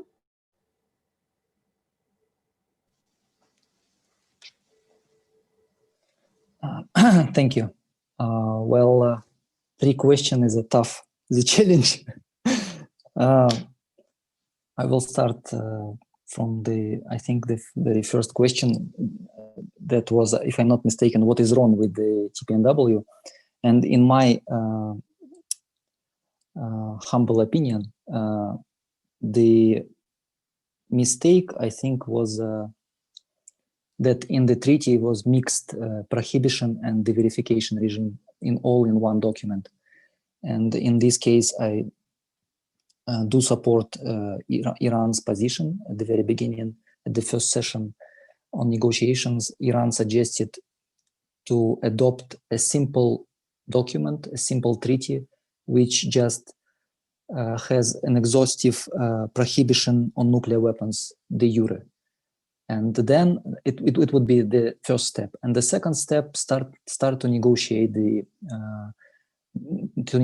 on the Convention on Nuclear Weapons. And we have these model conventions, you know, from 1997 and 2007. So, and they have very detailed text about the verification regime and how the disarmament process will go on. This is what I think is wrong with the TPNW. And I had 2 or 3 questions asking me if the TPNW will be improved, will nuclear weapon states be able to join? No. Because what I was talking about is that we need to strengthen the TPNW to have the exhaustive prohibition and do not leave loopholes on having nuclear weapons or assisting on having nuclear weapons. And of course, nuclear weapon states don't like it. And there was another question, how countries, state parties to TPNW can influence on nuclear weapon states. And I think that this treaty is a strong legal and political pressure on nuclear weapon states.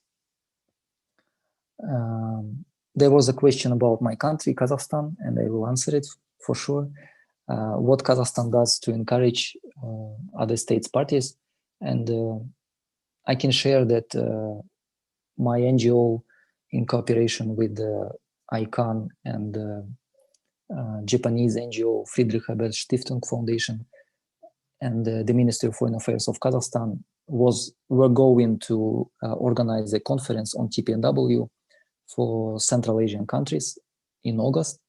But unfortunately, it is now postponed, and I hope it will happen next year. So the first what Kazakhstan should do is to encourage its neighbors and members to the nuclear weapon free zone in Central Asia, because they have no obstacles to join the treaty, as these weapons are prohibited in our regional nuclear weapon free zone. And actually, what is TPNW in simple? It just strives to create a global nuclear weapon free zone on our planet, and that's it. The question was about strong sides of TPNW, and I already said it, that it's a legal prohibition of nuclear weapons, that we have international law that prohibits nuclear weapons. And there was a question about, I think I took already more than 3, but the last one, if the TPNW violates the NPT, and I think no, and no, because TPNW develops the Article 6 of NPT, which is unfortunately, as previous speaker Tuti mentioned, that this article does not have a clear time frame on possessing nuclear weapons. So it means that nuclear weapon states under this article can say that we are on our disarmament process for 500 years, 1,000 years, or 2 years, it doesn't matter, because there is no limits. And you do know that, and do remember that on NPT Review Conference 2015, nuclear weapon states presented as their practical step towards disarmament. They presented the vocabulary on terms of in the sphere of nuclear non-proliferation and disarmament. And of course, it's too little to do. They did in this sphere. So I think I tried to answer as much as I could. Thank you. Thank you so much, Ademjan, for answering the questions.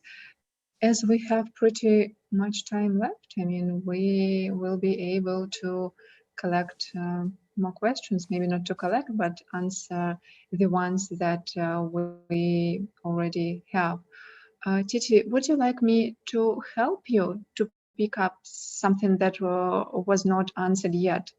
Would you like to prioritize some questions by yourself?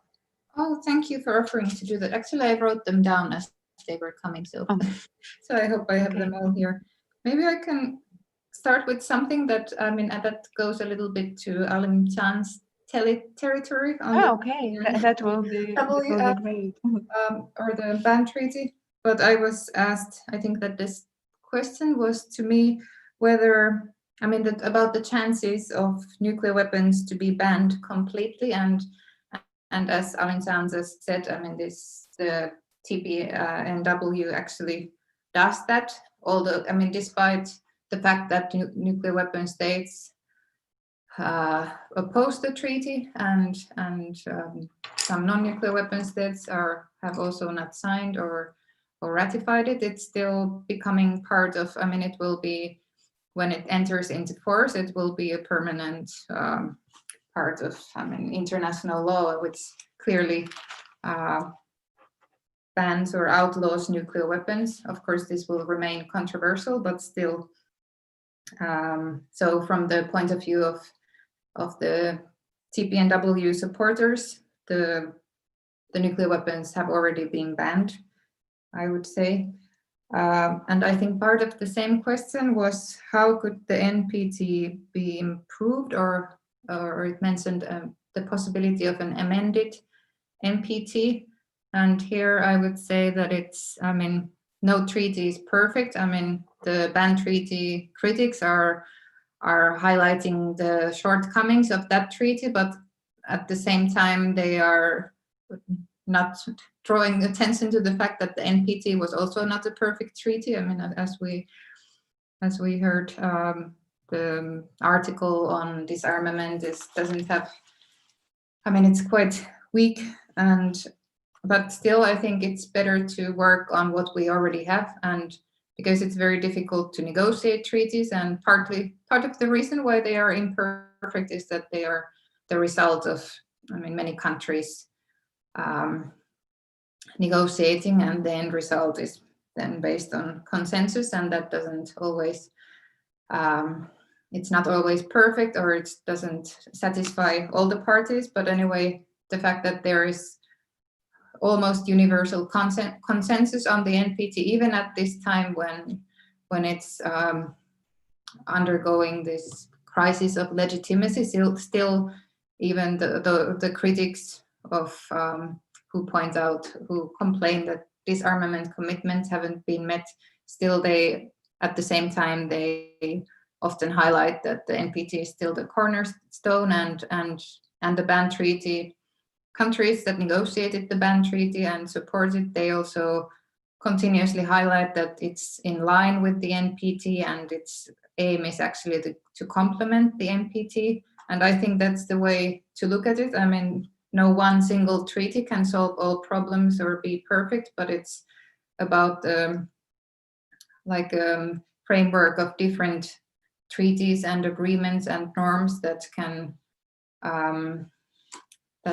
keep up the norm against nuclear weapons and help to promote disarmament. And of course, the NPT is not the only, although it's the most important treaty regulating nuclear weapons, there are also other treaties that would be important, like the Comprehensive Test Ban Treaty, the FMCT, the Fissile Material Cutoff Treaty that hasn't been negotiated, and the bilateral US-Russian treaties. So it's, yeah, that was a long answer to the question of why I think the NPT doesn't need to be amended necessarily.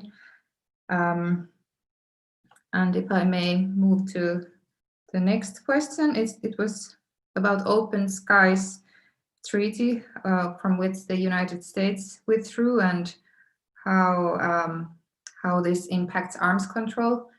I'm not an expert on the Open Skies Treaty, but it's mostly about transparency. So I would say that it doesn't have an immediate effect on arms control, but it's part of this general trend of negative developments that is undermining trust and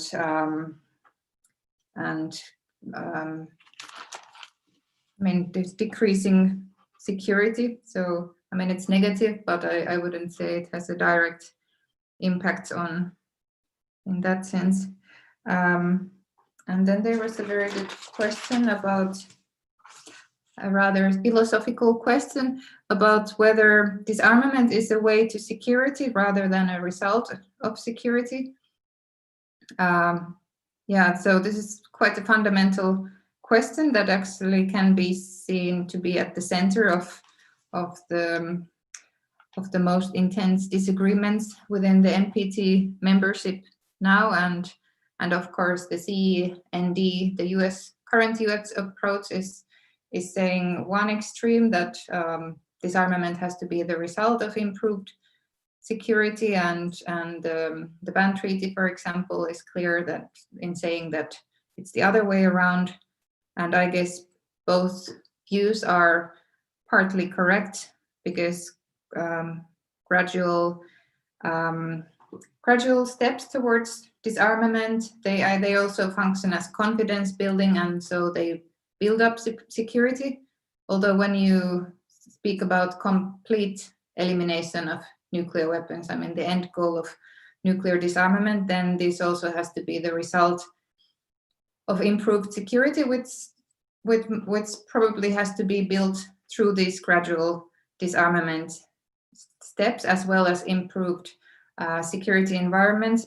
Although I would say that it goes beyond just improved security environment, but I think there has to be a fundamental change towards a more cooperative international society. And together with that, probably there is still need for some kind of conventional deterrence. So maybe I should stop here and take the rest of the questions later, or should I continue? JGT, you may continue, I suppose. We have time for this. Okay, then I'll take the question on. Okay, there will be a short answer to this one. Could the CND influence the NPT significantly?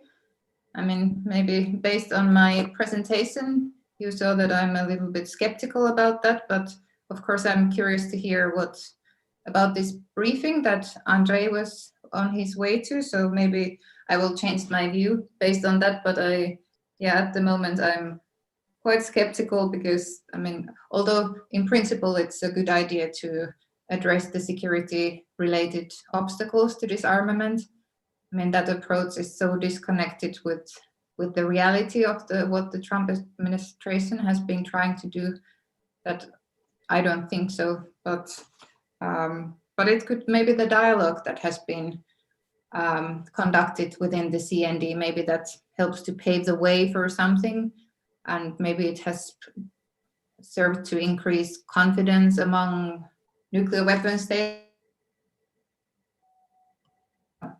I haven't seen really indications of any significant progress.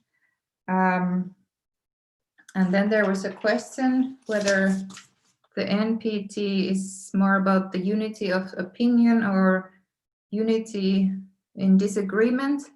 Sorry if I rephrased it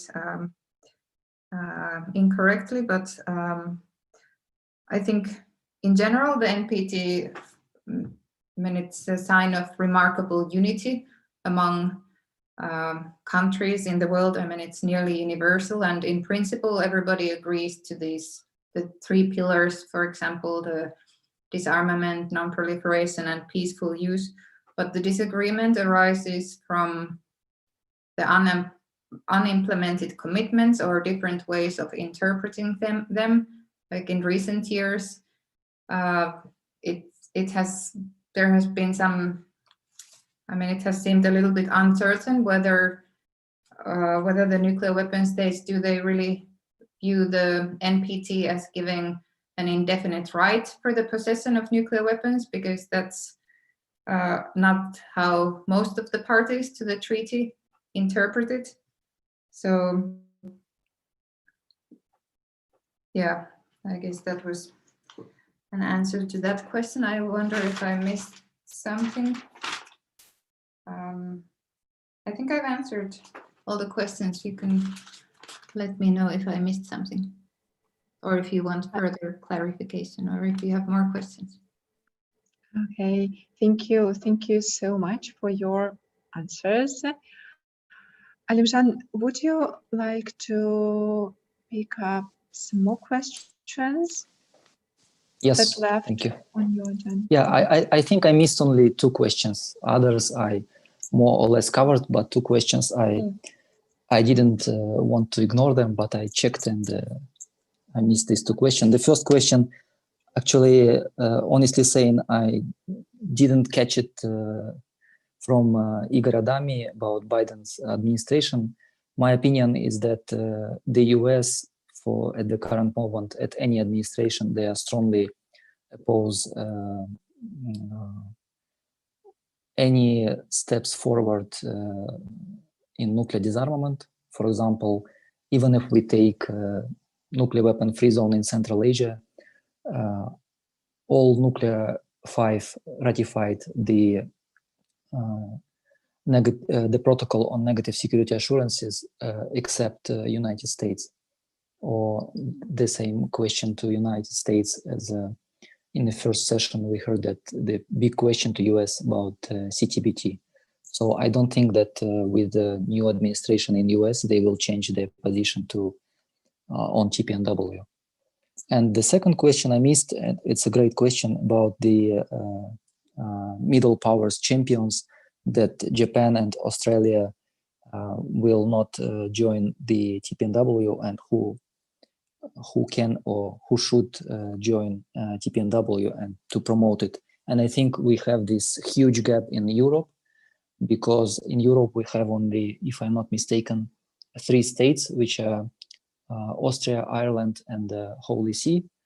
And we are looking now at Sweden. We are looking now at and waiting steps forward from Switzerland. In particular, these 2 countries, they were very active during the negotiations on TPNW, and now they are hesitating to ratify this important treaty. And this is, I think, yes, we should have more countries from Western Europe to ratify this treaty. Thank you. I think I answered all the questions.